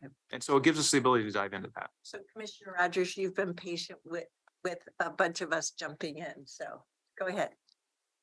It's a wonky question. What's a special? You're gonna need to set up, Roy. It's okay. Special funds is not a term of art in municipal accounting. So what are you Really? defining in there? It is in both places I've been. There's special service funds, Special revenue fund. capital projects funds, or debt service funds, So a special revenue fund is, but you say special funds. So what? that's because that's what we use. That's the terminology we use here. I would normally refer to it as a special revenue fund, which most of the time is a fund that is a grant program. Could be, yeah. But does this allocation plan also apply to capital project funds, It could, debt service funds, where we have an allocation? not debt service. You're not charging any administrative costs to those? Trust and agency funds? Possibly. Okay. And enterprise it goes- funds, it's not, you don't say that, but the enterprise funds as well. Yes, so there I'm just is, seeing how broad you're applying. yeah, so trying to get into the weeds here too much, but finance should charge HR for some services, right? Because HR is a user of finance services and finance a user of HR. So that's called a double step down method. So you allocate twice. And that's getting into some weeds we don't need to talk about here. Right. But the point is we do actually allocate internal service costs to other internal service costs. Yep. Or functions. Yeah. Cool. Okay. Good questions. Thank you.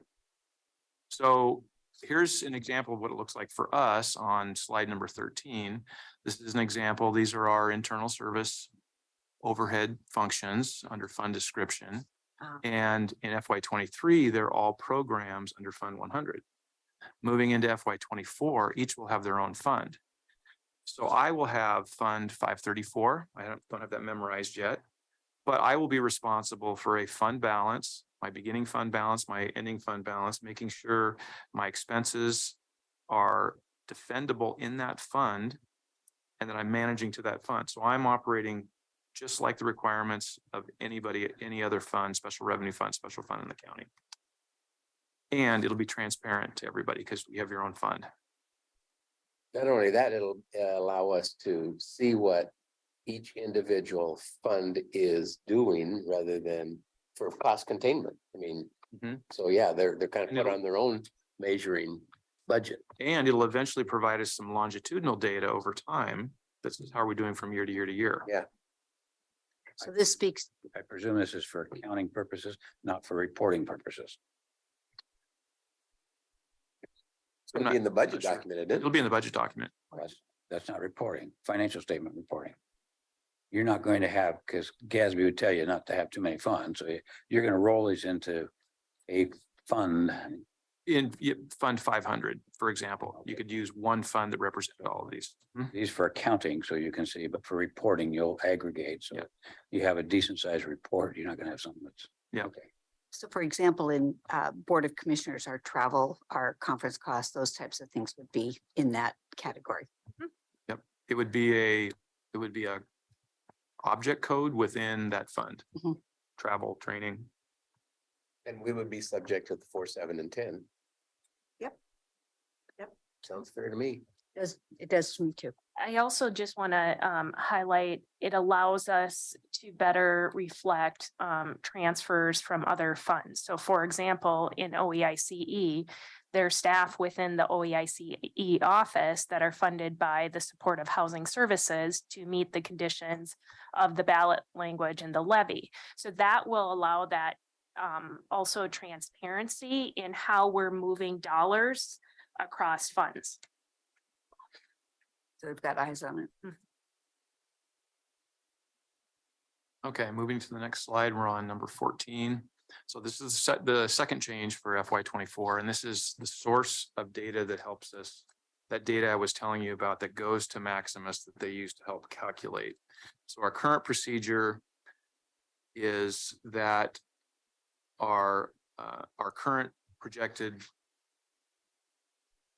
costs for this next year under our current method would be the FY. So if we were under the current method moving into FY24, we would use this current year's budget, FY23, plus a true up reconciliation from FY22. And these aren't small pieces of work that are required to go back and true up because it requires you to go back into your general ledger data, into your actual data. And this is work that Washington County staff has to do. It's resource heavy, it's complex, and it is not transparent. From a conceptual, it makes point, but it makes sense, but if you try to go into the details. So there's an easier way to do this that's more transparent, and that would be that our FY24 costs for next year are based on our FY 24 budget plus a small contingency. That seems like a circular loop. The So, costs are based on the amount of money you have. so instead of looking back and doing a true up, because we have to true it up, we have to true up our expenses. Right now, we're going back a year. So this To is a actual data. transition. Into, instead of being a look back, we're going to base our costs on a forward-looking budget, So an estimate, an estimate, is your right. cost is based on an estimate. Yep. Okay.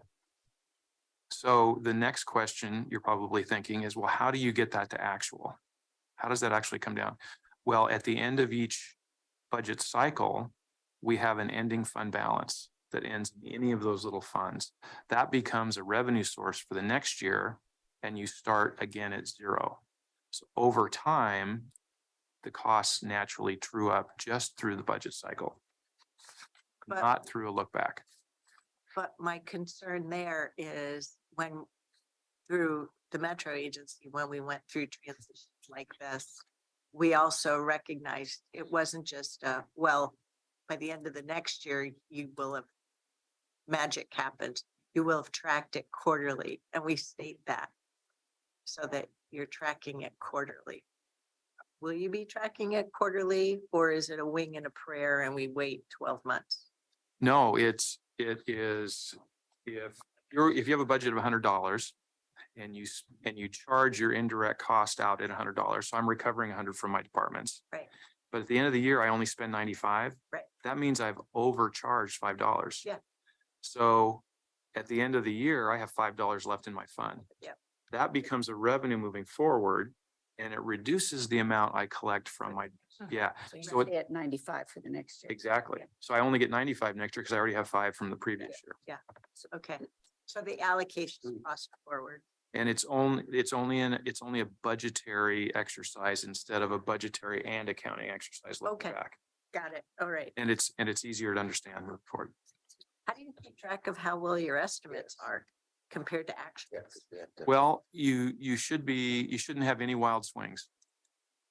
So isn't this No, zero-based but budget? wait. There's another part to this then.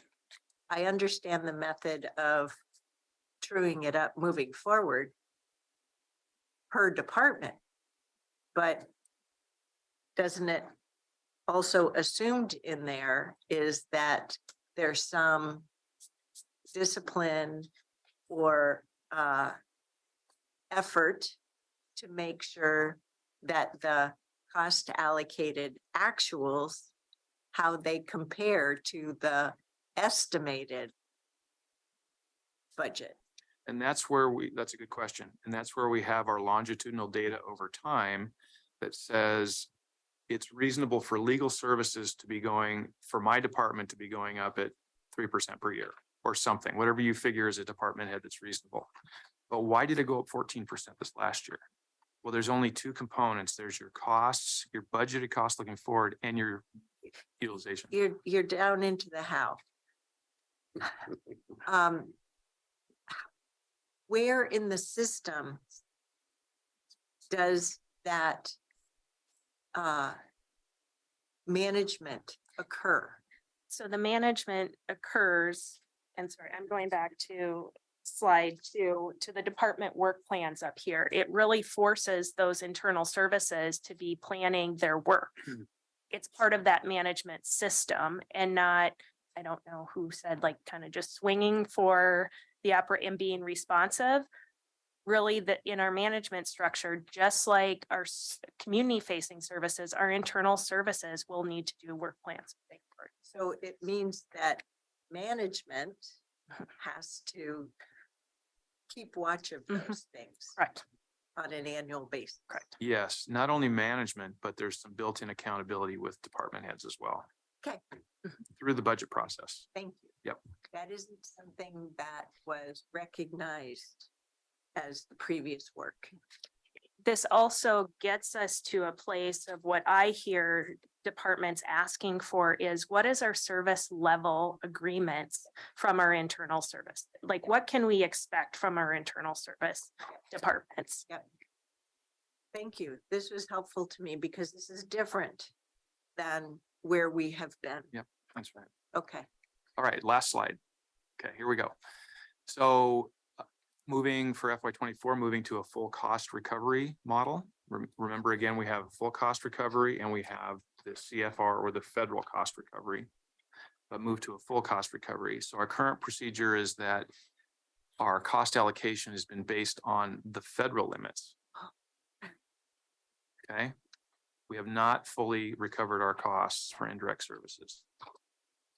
Where full cost recovery is allowed in the general fund has subsidized the difference. Commissioner Willie, this is your question. This last bullet, this isn't necessarily the difference, but this is the difference between the two plans. So this is not equated to how much the general fund has subsidized. It's just the difference between the two plans. Is the amount the general fund is subsidized net number, is it significant? Yes, it is, but it's not 7.3 million. But the difference between those two plans is 7.3 million. Well, I don't understand that answer then, because we've been using CFR to do our allocation, and the delta is 7.3 million, so the general fund has been subsidizing the departments by 7.3 million. So some of the We haven't had the clarity. Oh, absolutely. Yeah, we right? didn't even. That's a We didn't bullet here above reduced general fund subsidy. That's the effect of it. But the benefit of it is that we now have the clarity of full Mhm. cost recovery versus the CFR. right. But So we still some- don't have any more money. I just want to make sure that that's right. Yep. That's. Right. Yeah. Yep. This doesn't change our revenue. So some of our federal, I'm going to use HHS again. They're in the general fund. The grants that they can only charge the CFR, the federal rate. The difference between the cost difference between whatever they're able to recoup from a grant using a federal rate versus a full cost recovery rate, that comes from the general fund. And in this case, it doesn't matter. It comes from the general fund anyway. It has to come from somewhere. True, but it was done previously. Well, of course, the general fund will do that, as opposed to the board saying, wait a minute. These are discretionary choices. Are we conscious of it? And that's the point of the level of clarity, that consciousness of it. And that's a very good point, and that's exactly where all of this is going, so that the decisions can be made with 100% clarity and we go into it with full knowledge. So under the new recovery, we'll utilize a full cost recovery method for budgeting. We've already done that. There's been some conversations and concerns. I've heard a lot from departments about why are my indirect costs going up? And this is part of the reason. But it does accurately reflect the true cost of providing our services. So regardless of where you're at, we're using the best methodology that's most efficient for us to fully cost out our services. It'll reduce in the long run our general fund subsidy. It follows best practices. And we will probably need to utilize some general fund funds in the transition from the old way to the new way of doing it. And we'll have to work through that through our budget process. Doesn't this also give us the opportunity to look at best practices within departments across other counties and other places? It's a clearer picture of what our costs are. It's assuming that other counties are full. following the Exactly. same I understand. process, Yeah. Mhm. But I put that on the moving forward. Oh, it's it's out there. Yeah, this is the year of a lot of structural change in order to enabling that improved. Well, and that's a great point. If Analysis. you think about that box in the upper right-hand corner of that management structure, when you get to performance one of the things I want to know is, to the extent possible, I want to compare with our competitors. How are we doing providing financial services? How much activity do we provide and what's the cost of doing that? And is there an opportunity to tweak it? Are we low or are we high? But until you have data that's organized that way, it's difficult to make. That should be true of any department. Exactly. And I think sometimes Commissioner Rogers, your both professional and board experience it's really unique. There's one other in the country. Wait, you haven't heard what I had to say, Oh, no, I'm sorry. but I am interested in that. I'll take that as a stay tuned moment. Okay. For example, and this is just a loose example, our strategic plan was developed and adopted in the 1980s. And there was some foresight, right? It was recognized that with 20-year forecast, our county's expected to grow, da, da, da. But where we are actually in the 2020s, 40 years later, is I am mindful of the fact that the counties and its structures are required to function in a much different county mix than the more structurally rural county and systems. And things have evolved along the way. So this isn't a black and white. This is just a gross generalization for purposes of examples. But one of the things I really respect and value is your professional experience with accounting, but also auditing and GASB and things of that nature. So you were able to grasp today was the first time I've really understood the federal cost recovery. And I've been doing public government finance now for 16 years. And so that's where it may be faster for you or things comes across differently than for me. But all very necessary towards understanding where we've been and how we get structures and methodologies in place so that for us, not only for this fiscal year and the next, but for future commissions into the latter 2020s and into the 2030s, that there are better systems in place so I remember when we were interviewing Ms. Angie, we were talking about the level of analytics that we want to be able to do for the function of government. And we just don't have some of the fundamental systems. So you're helping us work towards that. Thank you. Good questions.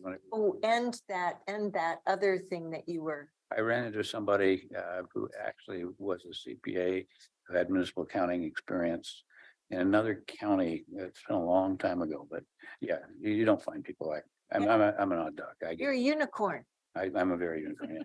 My three questions real quickly are, you talked in your examples, which are simple, about if I didn't spend it all and I had $5 to carry over. Are your budgetary policies going to cover when there's shortfalls? Yes. I'm in a department, I've way overspent my budget. I expect you to rescue me out of the general fund. Are you going to have a policy? I mean, that's part of your.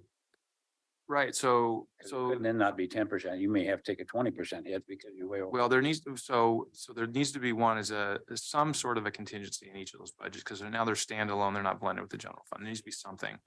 Generally, I'm thinking about 3%, and this will be all part of our policy review when we get to it. But to get to your other question, each fund operates under Oregon budget law, just like any other fund. So you know, if you're going to go over budget, if you've got budget issues, you need to bring it to the board. So you're going to budget each of these funds separately? Yep. Oh my goodness, and you're reporting. That was my earlier question, my reporting. Because if you're reporting, that means your audit report or your standard report's going to expand significantly instead of rolling them up into some kind of aggregate with it. Yeah. Well, you might want to think that through. Yeah. I like the only way to have full accountability though is to budget them separately. Well, I agree for accounting purposes, so you can do it. You do that, you see that, remember in school districts, you see a lot of times with a budget, a number of special revenue funds. I mean, they'll account for them separately. When they report them, they aggregate them. Report them as a special revenue fund, a general fund, enterprise. Yeah, funds. you got it. Yep. So easy, so people can actually read this Yeah. humanoid. Yeah. My second question was, in your platform that you're using for this service, we all know the companies come and go, they do different things. I just kind of a wonky curiosity. What happens to the data? We own obviously our own product, but methodologies that we may develop along the way, do we have another third party we could go to and say, we'd like you to do our cost accounting and here's our, not only our back information, but what we've kind of developed as our strategy or. So the question is, could we recreate the plan based on a plan that's already been created by, say, this current and future? We could do that. We have all of the drivers. Okay, that's all I was asking. Yeah, 'cause It's if they went out of da- business. It's data and methodology, and we have all that. And then the really, really wonky question is, we had the big GASB 87 this year, and now we got 96 coming up, and 96 will deal with the intangibles like the service you just talked about, anything that has to do with a product that we're using, you know. Software licensing. Yep, you got it. Mhm. Are those going to be in the indirect allocation, or are you just doing that on a cash basis? No, it'll be indirect. Okay. It's a cost that will spread across the county. Boy, that's gonna get complicated. Okay, thanks. That is very complicated. You know, 96 is gonna be big for you. What's that? 96 is gonna be big for you. Yeah. GASB 96, huge issue this year. That's why there's smart people in the accounting office to figure all that out. Yeah. So to go back to something you mentioned. So what, in summary, what we know is that there are a lot of improvements being made from the current or prior method to new procedure. And I assume new procedure will be achieved this budget year, structurally at least. And that we'll actually see this in practice with the proposed budget as it's released the very end of April. So all the more reason why we need to really be looking, because things are going to be represented differently. Okay, thank you for highlighting that, because that affects my time for diving into budget. So the other thing, you mentioned policy review. So are there some financial policies that we're going to need to discuss and adopt as part of the adopted budget, or take action before the adopted budget formalities in the near term? We're currently looking at those right now. There may be, Okay, as we work through this implementation and just general budget problem solving, we're continuing to refer back to the budget policy and other documents, and we'll be bringing those forward. We don't have anything right now scheduled on the horizon.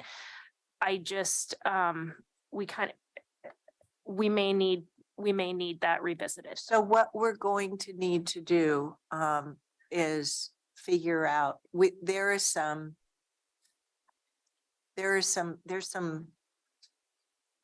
planning time that we need to figure out between the rolling agenda and roundtables, so that we know how different pieces come together and what has to be done for the budget adoption and what we need to go through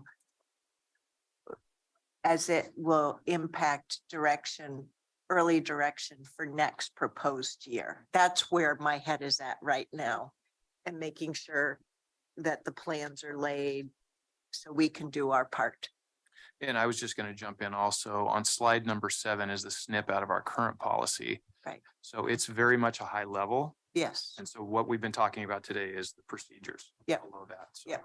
there wouldn't be any need to change the policy based Oh. on what we talked about today. Okay. You answered my question. Yeah. Got it. But Now I get it. But similar to what Ms. Angie said, we will need to do policy changes at some point. Yep. Sooner or later. Okay, I'm following now. Thank you. Okay. Could I ask a question? Your question, Chair, about the budget or your comment about making sure we're paying attention.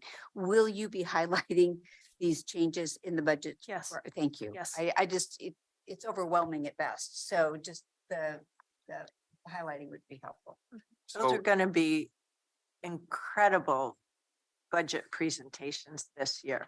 Got a lot of work to do with our budget committees to Yes. to educate that orientation night, I think is that when you're planning on doing some of these things, or So that's a great question. And so I'm just I think I have one more set of interviews for budget committee, and then I'll be coming back with a recommendation at the work session coming here pretty soon. But normally we've had one budget orientation work session, and I'm proposing that we do two.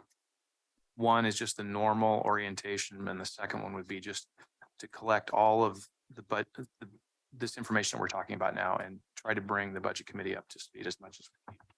I might suggest that one would be, and maybe this is what you're saying, for new budget committee members. Then, and the second one would be for existing members with these changes that we've been talking. That's a Oh, good idea. I would suggest that we not bifurcate it.